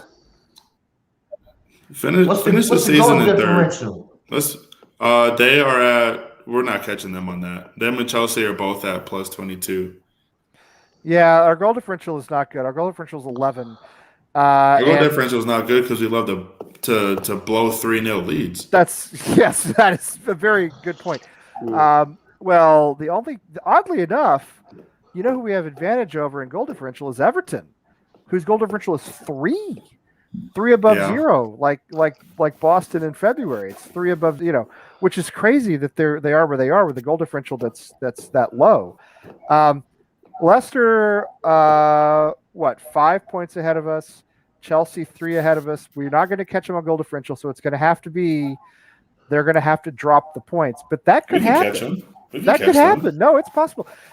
Listen, if we beat Everton, Spurs just need to mind the gap. If we beat Everton, which is very doable, all right. If we beat Everton, honestly, there's no reason for this West Ham team, if we can get past Everton, to lose any of the games beyond that. I'm sorry, I don't want to jinx us. I know we're West Ham. I understand the history. I get it, all of it. I get it. I really do. The only game that's awkward after that is the Brighton one. And we haven't beat Brighton in the Premier League since they've been back in the Premier League. We also hadn't won at Turf Moor in years. I don't think David Moyes had ever won at Turf Moor or something with West Ham. And we would have won at Turf Moor on Monday. If we get past Everton here, I mean, yes, Brighton's awkward, especially away from home. West Brom and Southampton, I mean, come on. Yeah, listen, I think another thing that helps us, if we beat Everton, let's say this weekend everything goes our way. Let's say we beat Everton and City turn Chelsea over. We go back level on points with Chelsea. It's on because by the time we play West Brom, I think they'll be relegated. Absolutely. The three going down. Here's why I'm confident. Because when we play Brighton will have nothing to play for. Yeah. Brighton will be safe. They'll be playing out the season. Like Burnley. We should be far more motivated than them to win that game. I don't think they'll be willing to match us psychologically because they'll already be on the beach. West Brom will already be relegated, so they won't match us for hunger, I don't believe.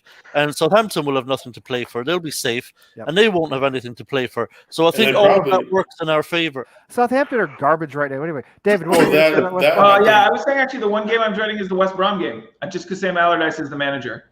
I think he'll be really. No, I'm not joking. Oh, that's interesting. I think he'll work some magic voodoo on Pereira and get him really motivated, and something crazy will happen in that game. That's going to be a tough match. The last game, we are going to be pumped. The last game I think it's going to come down to a lot of different teams, and we're not excited. We're going to be last week. The last Saturday of the season is going to be absolutely insane. But I think, damn, I completely forgot what I was going to say. But give me 1 second. I'll try to think about it again. You know how you were talking while you were thinking. How you were talking about the most West Ham thing ever. Yes. Mm-hmm. Wouldn't it be the most West Ham thing ever to go into the final game at home to Southampton in 4th place and fucking lose it and end up finishing 5th behind Chelsea? It would. Come on. You're right. It'd be like that Swansea match. One thing I was going to say. Tommy, it would. Tommy, you're right. You're absolutely right. Yeah. One thing I was going to say for Southampton is it might be a little bit easier of a match because I don't think that they'll play Ings because they'll want to get as much money for him as possible and they don't want to get him hurt. I really hope that's a really good point, Sally. And what I'm really hoping is I think the 3 that are down now are going down. I mean, Sheffield United are already down. I don't think West Brom and Fulham have any realistic hope of catching up. I'm sorry about that for Fulham because I wanted them to stay up. I thought it was fantastic that Burnley beat Wolves 4-0 before playing us. It got them out of the woods. They weren't a wounded animal anymore. And I think what we saw on Monday was, 1, that we were the better team, but 2, they didn't play with desperation. They didn't play with fire because they didn't have to. And I think Everton, is going to come out with fire because, of the situation they're in relative to us at the table. But even Brighton, and I know Brighton's a bogey team for us because it starts with a B, but we just beat Burnley. Brighton, as you said, Tommy, safe, cruising. Palace last season at the end of the season when they didn't care. West Brom already down. David, it's a good point about Allardyce. It really is a very solid point. But something has not gone right with him this season. He's going to be relegated for the first time in his career. Something's gone wrong, haywire there. And then Southampton, to me, are just the most non-entity side in the Premier League. They don't have anything right now. get past Everton, and if you can't get 9 points out of those last 3 games, then we shouldn't be in Champions League. We shouldn't probably even be in Europa League. If you can't get 9 points out of those last 3 games, then then just go home. The Brighton game won't be easy, mate. It won't be easy. It won't be easy. But there's but listen. I mean, I'm not making predictions. I'm just saying if we believe we're going to be top 4, you don't lose to Brighton in May. You just don't. That's all there is to it. I'm not saying it'll be easy. Yeah, Maybe it'd be very difficult. But I think if we beat Everton this weekend, we're getting European football, and so I think. I agree with that. Champions League or Europa League or we beat Everton. Yeah, we beat Everton. It's either Champions League or Europa League for us. I'm with you, Tommy. I agree with that. Yeah. Yeah, I will say the one thing we can't discount that Spurs are only a few points behind us, and so are Liverpool. So it's not only worrying about the teams we have to catch. It's worrying about Liverpool and Spurs finishing the campaign strong. Liverpool are 4 behind us with a game in hand, by the way. Spurs are 2 behind us. So any given week, Liverpool have a game in hand because of Manchester United fans. Yeah, but remember, they're that's true, Sally. That's what happened. Game in hand at Old Trafford, and Christ knows when they're going to have to squeeze that game in now. Well, I don't know when they're going to. No, I think they announced it. Yeah, Manchester United have 3 games in 5 days. But I think that benefits Liverpool. It definitely benefits Liverpool, right? Because the Manchester United thing, out by all the protests and all the games they have to play. That riot, or whatever you want to call it, protest. Yeah, what's the deal with that? What's going? Are they gonna? Nothing's happened. It's just a that. I'm talking about the game. Is it rescheduled or? Yeah, it's rescheduled. They can't not play that. It's bad for us, though, Sully. You're right about that. It's bad. Well, sure, but I think one thing that I like about it is the fact that there is pressure on us to perform. Like, I wouldn't want to do this with a 6-point cushion because it's like, oh, we lost. Okay, well, it's like a 3-0 lead. A 6-point cushion is the equivalent of the 3-0 lead. You don't want the 3-0 lead. Yeah, and 3-0 lead is the most dangerous scoreline to have in football. It may actually, psychologically, it might be better for us that we're actually chasing Chelsea towards the end of the season rather than being up there and just trying to stay in there. Absolutely. Totally. Sometimes it's easier to chase, than it is to kind of be in the lead, as it were, and hang on. Everyone's got to understand something, though. We always perform better at the end of the season. Look at us last year when we was fighting for our lives. Yeah. Except for one season I can think of, James. Except for one season I can think of. You know what that season was? It was the Payet season. When after the last game at the Bolin, I think we went out and lost to Stoke or somebody like that. I mean, we fell apart a little bit. Swansea. We got killed by Swansea. We fell apart a little bit at the end of 2015-16. Yeah, the last time we had a chance to play real European football, which we did. That season as a whole was just wild to begin with because Tottenham almost won the league that year. Southampton killed somebody like 8-0. Yes. I would like to point out that there were some really scandalous refereeing decisions. When we played Crystal Palace late in the campaign, when we played Chelsea late in the campaign, and when we played Leicester late in the campaign. There were two red cards and then like an absurd penalty decision given against Chelsea where it wasn't a penalty and it was actually outside the box. We literally topped the league. We topped the league in bad decisions going against us, David. You're right. I remember. We were top of the table in bad decisions going against us. Towards the end of that season, you're right.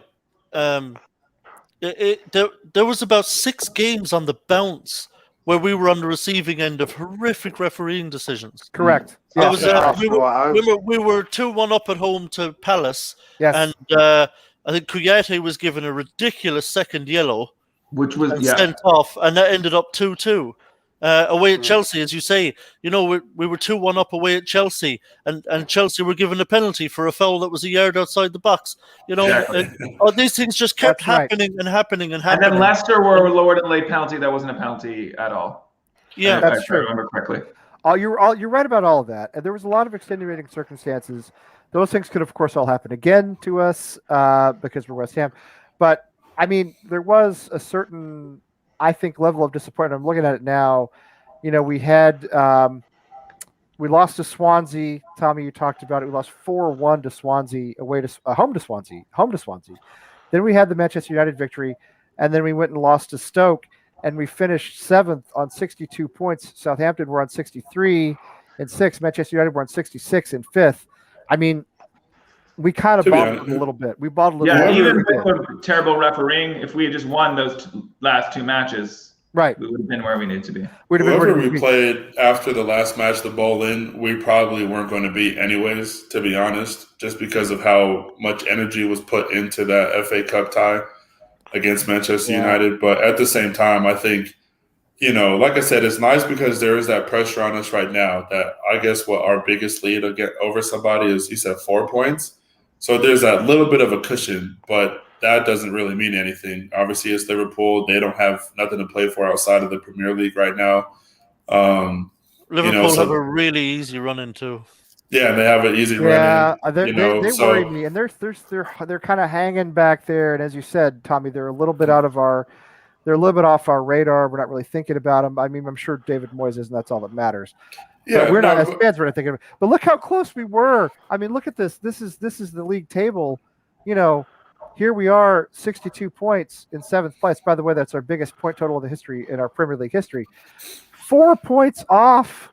I mean, the goal differential is pretty significantly different, but 4 points off the last Champions League place. 4 points off, and we lost. Shout out to Arsenal finishing second and still not wanting to keep their manager. That's awesome. But what's beautiful is Tottenham finished third in a 2-horse race, but here we were 64 points off of the last Champions League place, and we lost to Swansea and Stoke. That was basically 6 points we conceded right there. We could have been in Champions League, but we fell apart at the end of the season.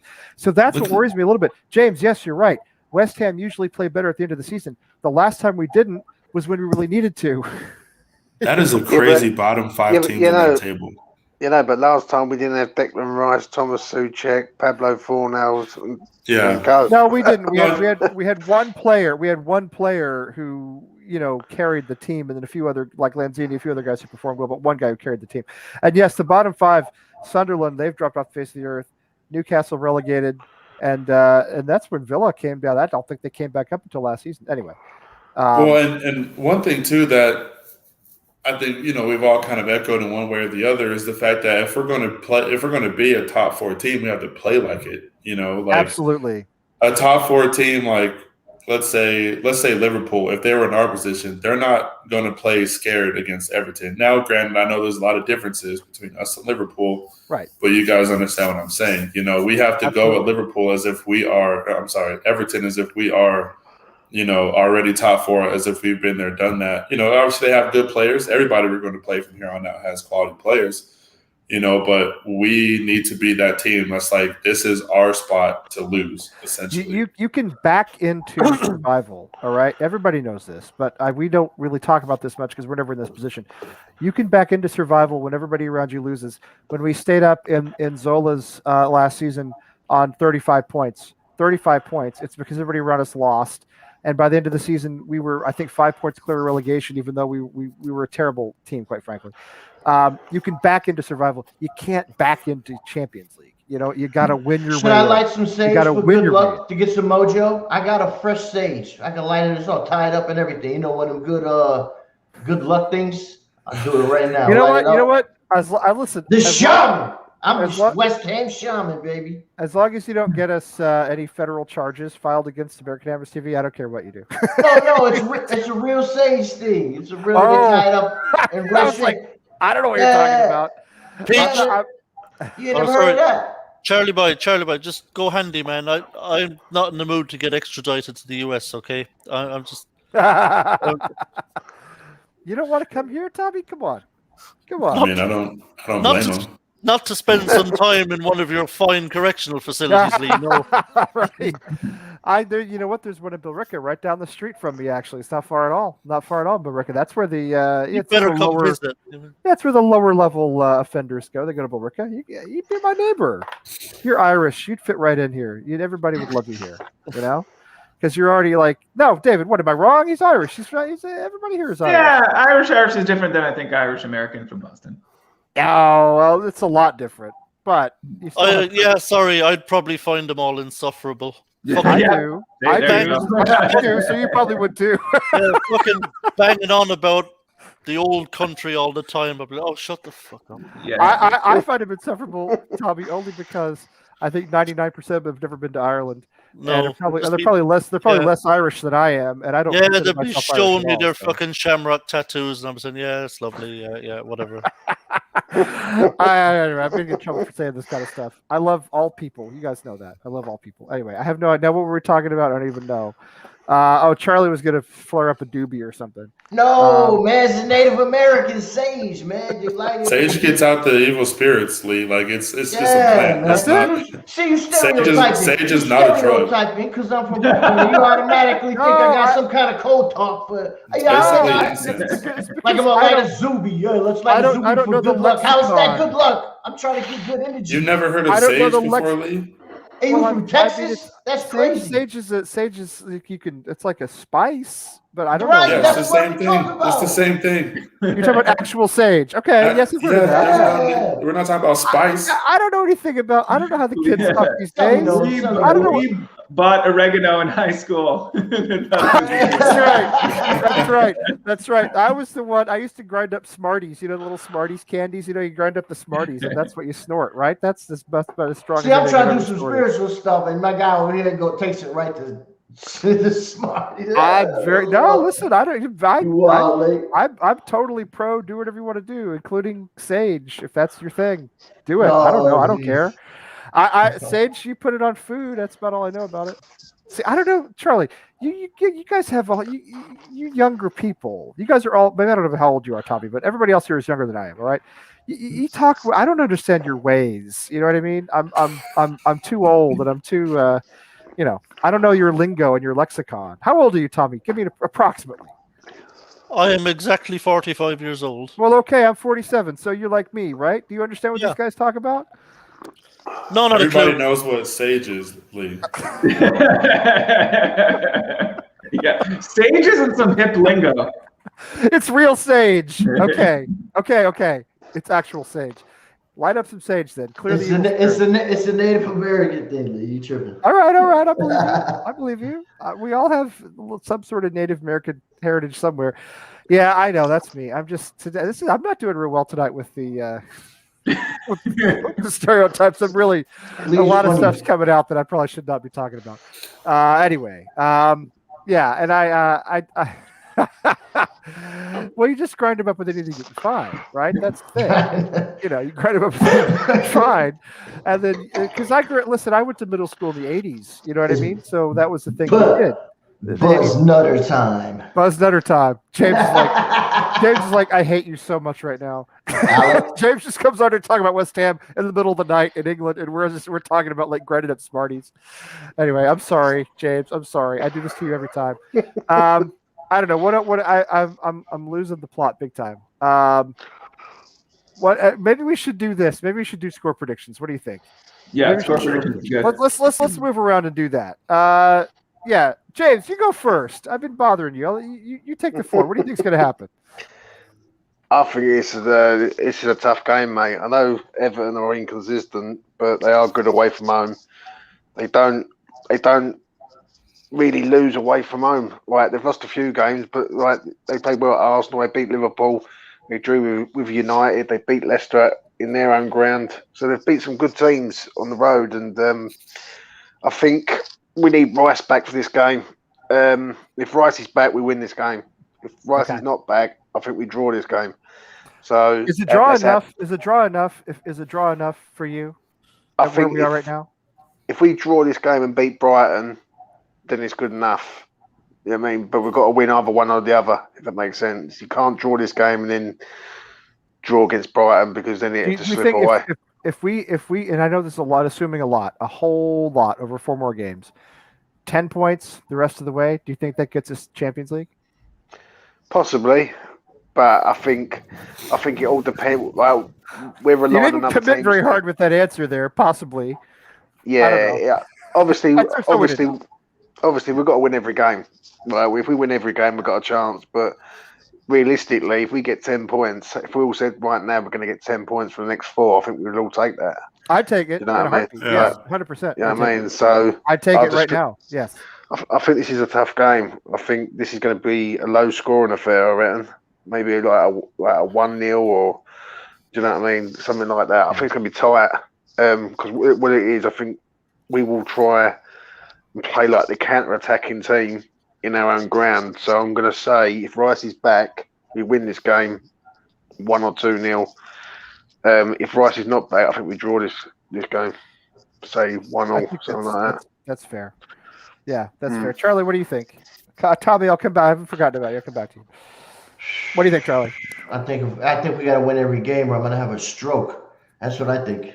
Now, does that mean an actual stroke, or is No, that like a heart attack and a stroke mixed in one thing? Let's just win them all, so we ain't got to sweat it out. What do we 1 above Tottenham? We win, we go 4 above. You know, if we draw, then they got an opportunity to jump us. Yes, I mean, we can sit here and talk tactics and all that. What's that Al Davis joint? What's he say? Just win, baby. Just win, Just baby. do that. That's it. I'll rub a Buddha belly. I'll go to all the churches, whatever. Pray to everything. Just win, please, because a couple 2 draws in a row might kill me. And if we lose, I'm really gonna be hurt. If we lose, it's gonna hurt big time. I agree. It's gonna hurt big time. Tommy, what's your thought on Sunday? Sorry, I was checking my Twitter. What scoreline did you say, Charlie? Oh, I didn't even say a score. My bad. I'll say 2. I'll say 2-1. 2-1 us. Okay. Yeah. I think this might be a bit of a humdinger, actually, this game. I think there might be some goals in this. I think Moyes is going to stay positive. I think he's going to stick to the 4-2-3-1. And Everton, obviously, like I said, have won 10 away. So they're going to be going for it big time. They need the points badly. So I think there's going to be some goals in this. I think there's going to be a humdinger. Really enjoyable game for neutrals, I think, to watch.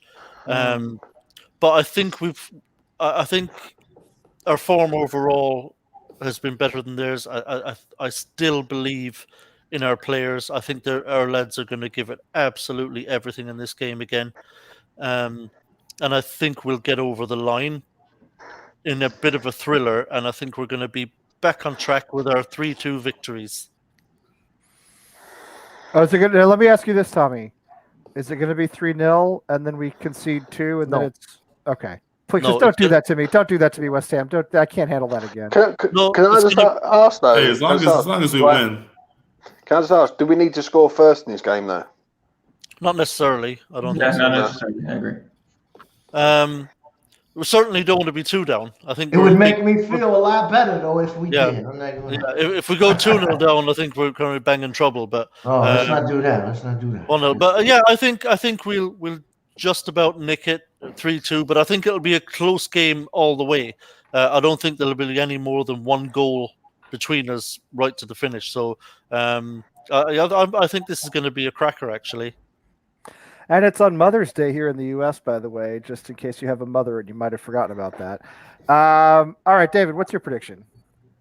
I agree that Declan Rice James and Declan Rice being back could make a huge difference, maybe keeping the game a little tighter. This is a weird analogy, but this Everton team kind of reminds me of Emmanuel Pellegrini's West Ham before the Roberto injury. They kind of have a lot of the possession. They don't do a lot with it. They go missing for parts of the game. They do have some really strong performances, but and they also seem a team of mismatched parts. You know what I mean? They're good on paper, but they don't all fit together. I just think we have more steel. We play better together as a team. I do agree it will be challenging. I don't think it will be a walk in the park. I do think we'll play 4 at the back. I think if Declan Rice is not healthy, it will be a 2-1 match. If Declan Rice is healthy, it will be 3-1 West Ham. All right. I love it. I'm hoping for it. Sally, what do you have? Yeah, I think it'll be very back and forth, honestly. Like you said, a fun game for the neutrals, which will not be a fun game for us as far as the BPM is concerned. I was going to say, please let it be a fun game for us. I don't care about neutrals. Well, no, yeah, for sure. But I don't want to think, entertain any neutrals. Yeah. I think kind of to the point of a draw. If we draw, it's not a bad thing for us. Obviously, as long as we go on to beat Burnley. But I think, let's say if we get the next 3 wins, that essentially would knock out Liverpool from the race going into the last game. Yeah, it would. Mathematically, it would, I think, yeah. Yeah. No, mathematically Well, it I would. mean, actually, well, they have a game in hand. I'm not sure it would actually. Now that I think about it, but it. I Oh mean, well, I mean, regardless, yeah, winning. All you got to winning, do is winning. win, and Yeah, don't have to worry about anything else. So I think, I do think that this could be very back and forth. We've had some really interesting matches against Everton as of late. Honestly, I mean, I know probably for a lifetime, but one game that really sticks out to me is the one away with Payet and all them. But I think, I mean, both teams are playing for something, so it's going to be crazy, and I think both teams will play like that. Um, I mean, if Rice is back, it helps. I don't know I don't know if I want to predict a win or a draw in all honesty, but I think it'll be a good performance. John's got a really good, very solid point about Mother's Day here. Yes, big time Facts. trouble. And before I go, because I will have to pop off now because I got work in the Yes. morning, Yes. and it's already morning. So I think, as a prediction for you, I think it won't be Everton, but one of Brighton, West Brom, or Southampton. I think we're going to absolutely destroy somebody. I think we're on the verge of doing that. We've been a few times, but I think in some game, and I know we did it earlier in the season to Wolves at home, say with the 4-0. I think one of those Leicester earlier in the season too. Yeah. Leicester away thumped them. I Yeah. think one of those three teams is going to get a thumping from us. I think we're going to have one of those games where everything we're hitting is kind of going in, and we're going to stick like 4 or 5 past somebody. That's my prediction for one of those games. I got to tell you, and Tommy, I don't think we're going to go for all that much longer because we're already doing predictions, which usually signals the actual wrap up, Kieran, as opposed to the faux wrap up that usually happens 3 hours before the show ends. But I listen, James, you talk about this all the time, and you're right. West Ham never have 2 good seasons in a row. It never ever happens. If it doesn't happen this season, it's never going to happen. I have to believe that with a healthy team, especially if Rice is back, with a healthy team, with Moyes having this team playing together, playing for each other, tactically, I think he's at the top of his game. I think we win this game. I think we win this game 2-1 and maybe 3-1 if Antonio doesn't trip over himself when he takes his chances to score. I have to believe it. If this really is a different West Ham, and here we're 4 games to the end of the season, all season long we've been asking, is this the new West Ham? So far, yes, and I'm going to believe that it still is, and I'm going to go with us to win this game. I think there's, honestly, it seems unlikely because of our history and our sort of the ethos of the club and all that, but there's no reason why we can't get results in these last 4 games, and I think we could start it against Everton. We beat them the first time.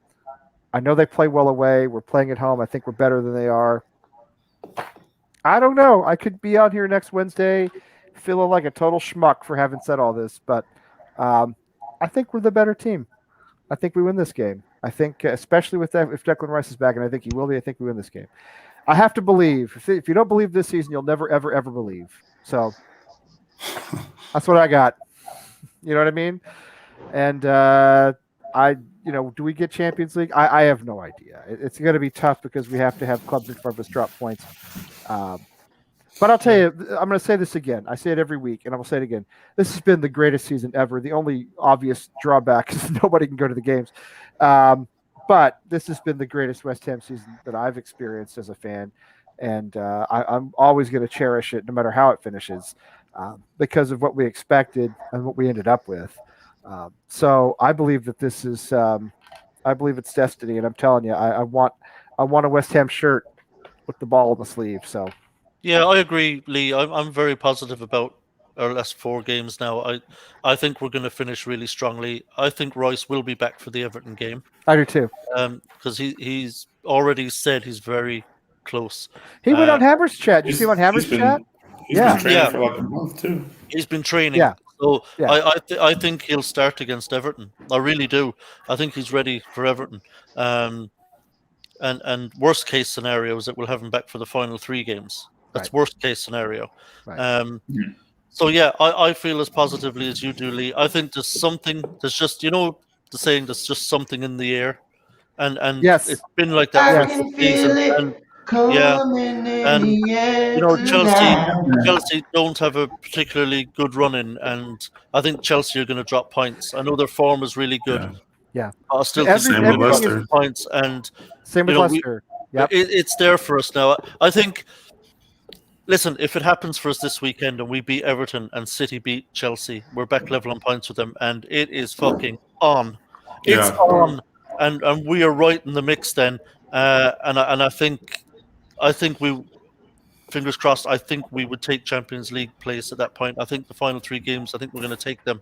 I really do. I think these players are so confident and so driven, to go and win these games and try and get that I'll Champions tell League you, spot. even the We will, Newcastle, the we'll Newcastle be right in game. the mix till the fucking final whistle. I think we'll be right in the mix till the I do final too. whistle. I really do.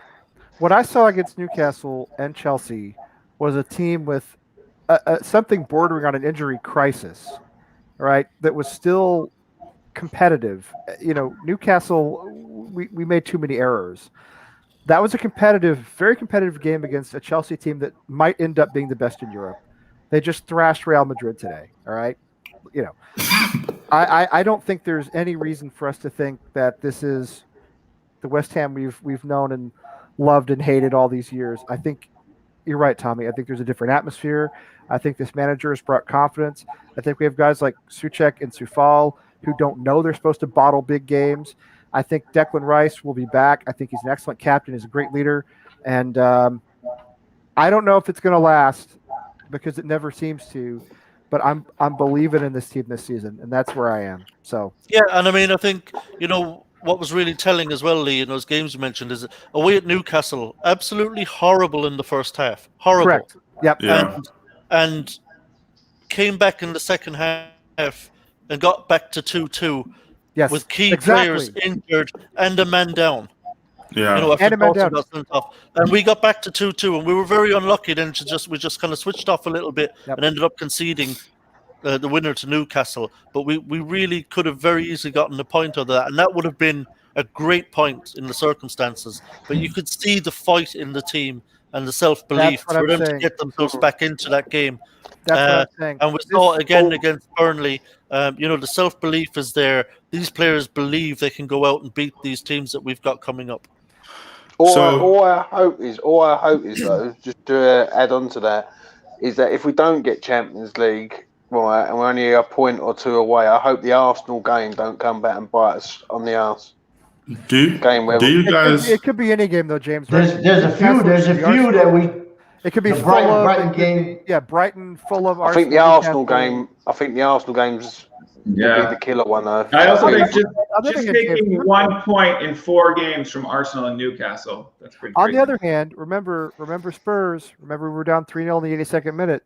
That's what I think launched our season. I think that Lindsay goal launched our season. Yeah, you see, you can wait Imagine if we get about 1 point as well. You know what I mean? Because you have to remember, like the Fulham game, we were very, very lucky to come away with a win.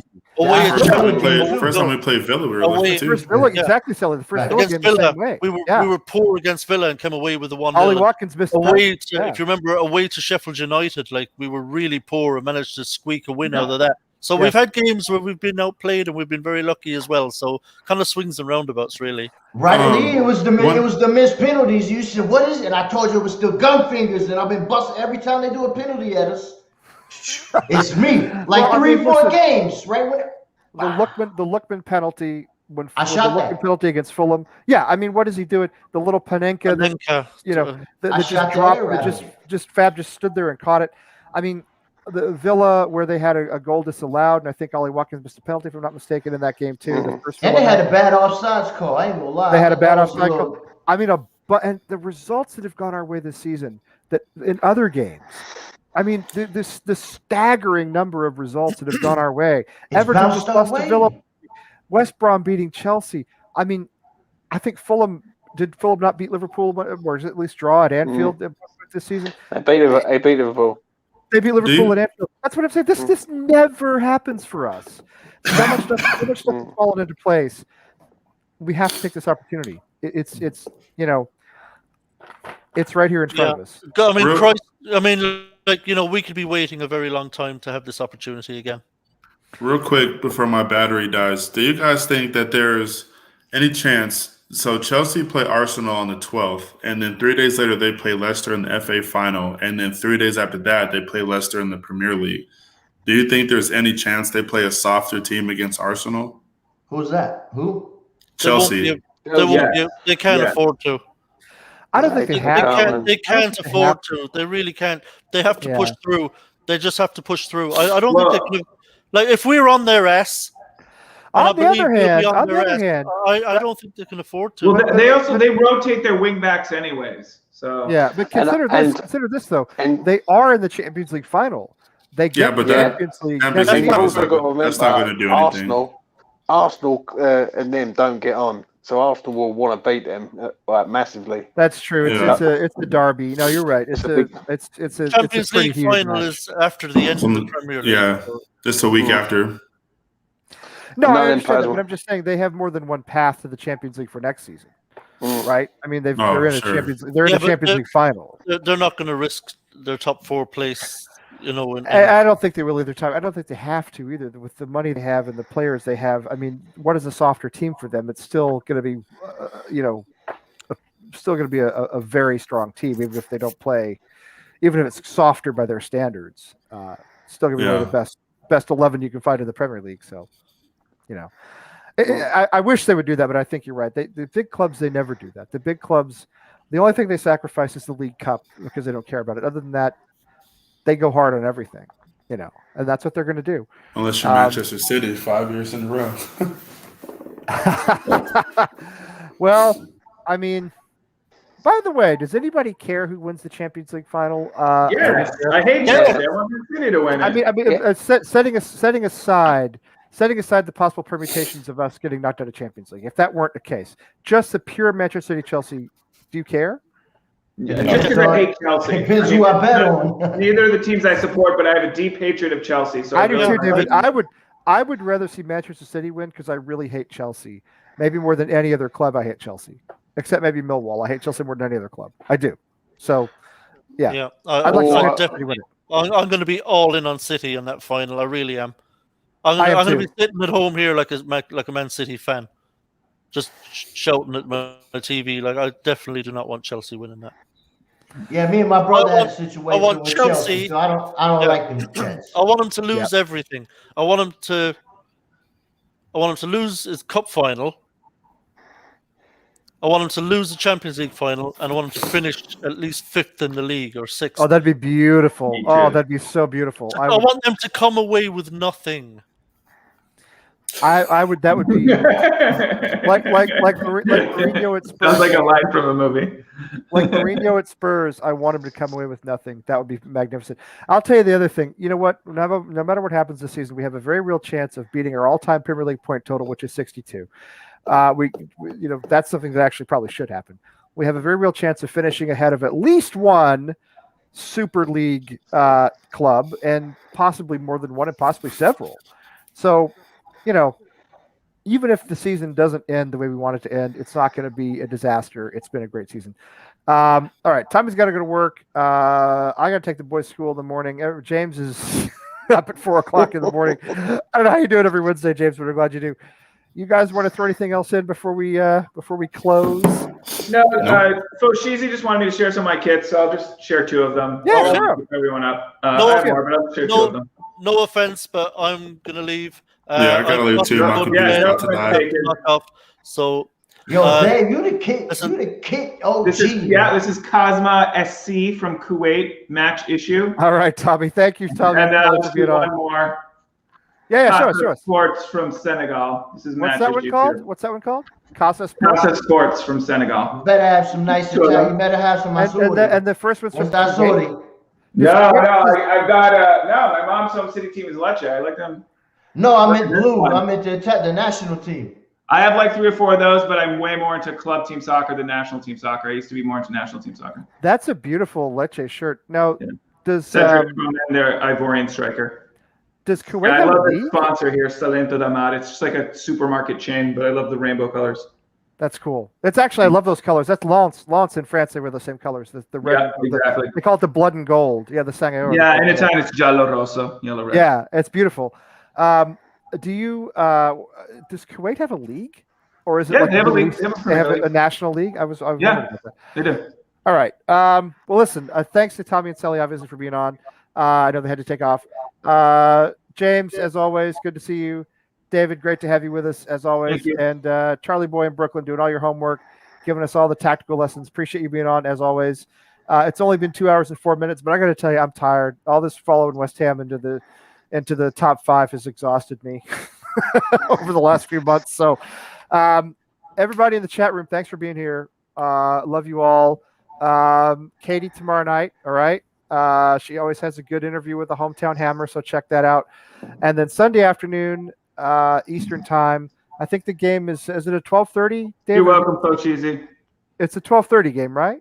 Sunday, I think it's 11:30. It's 11:30 on the 11:30. 11:30. Okay. You're right. 11:30 Eastern time, which means be over around 1:30. So between 1:45 and 2 o'clock on Sunday, check out Chris and Irish Tommy, who just was with us a minute ago.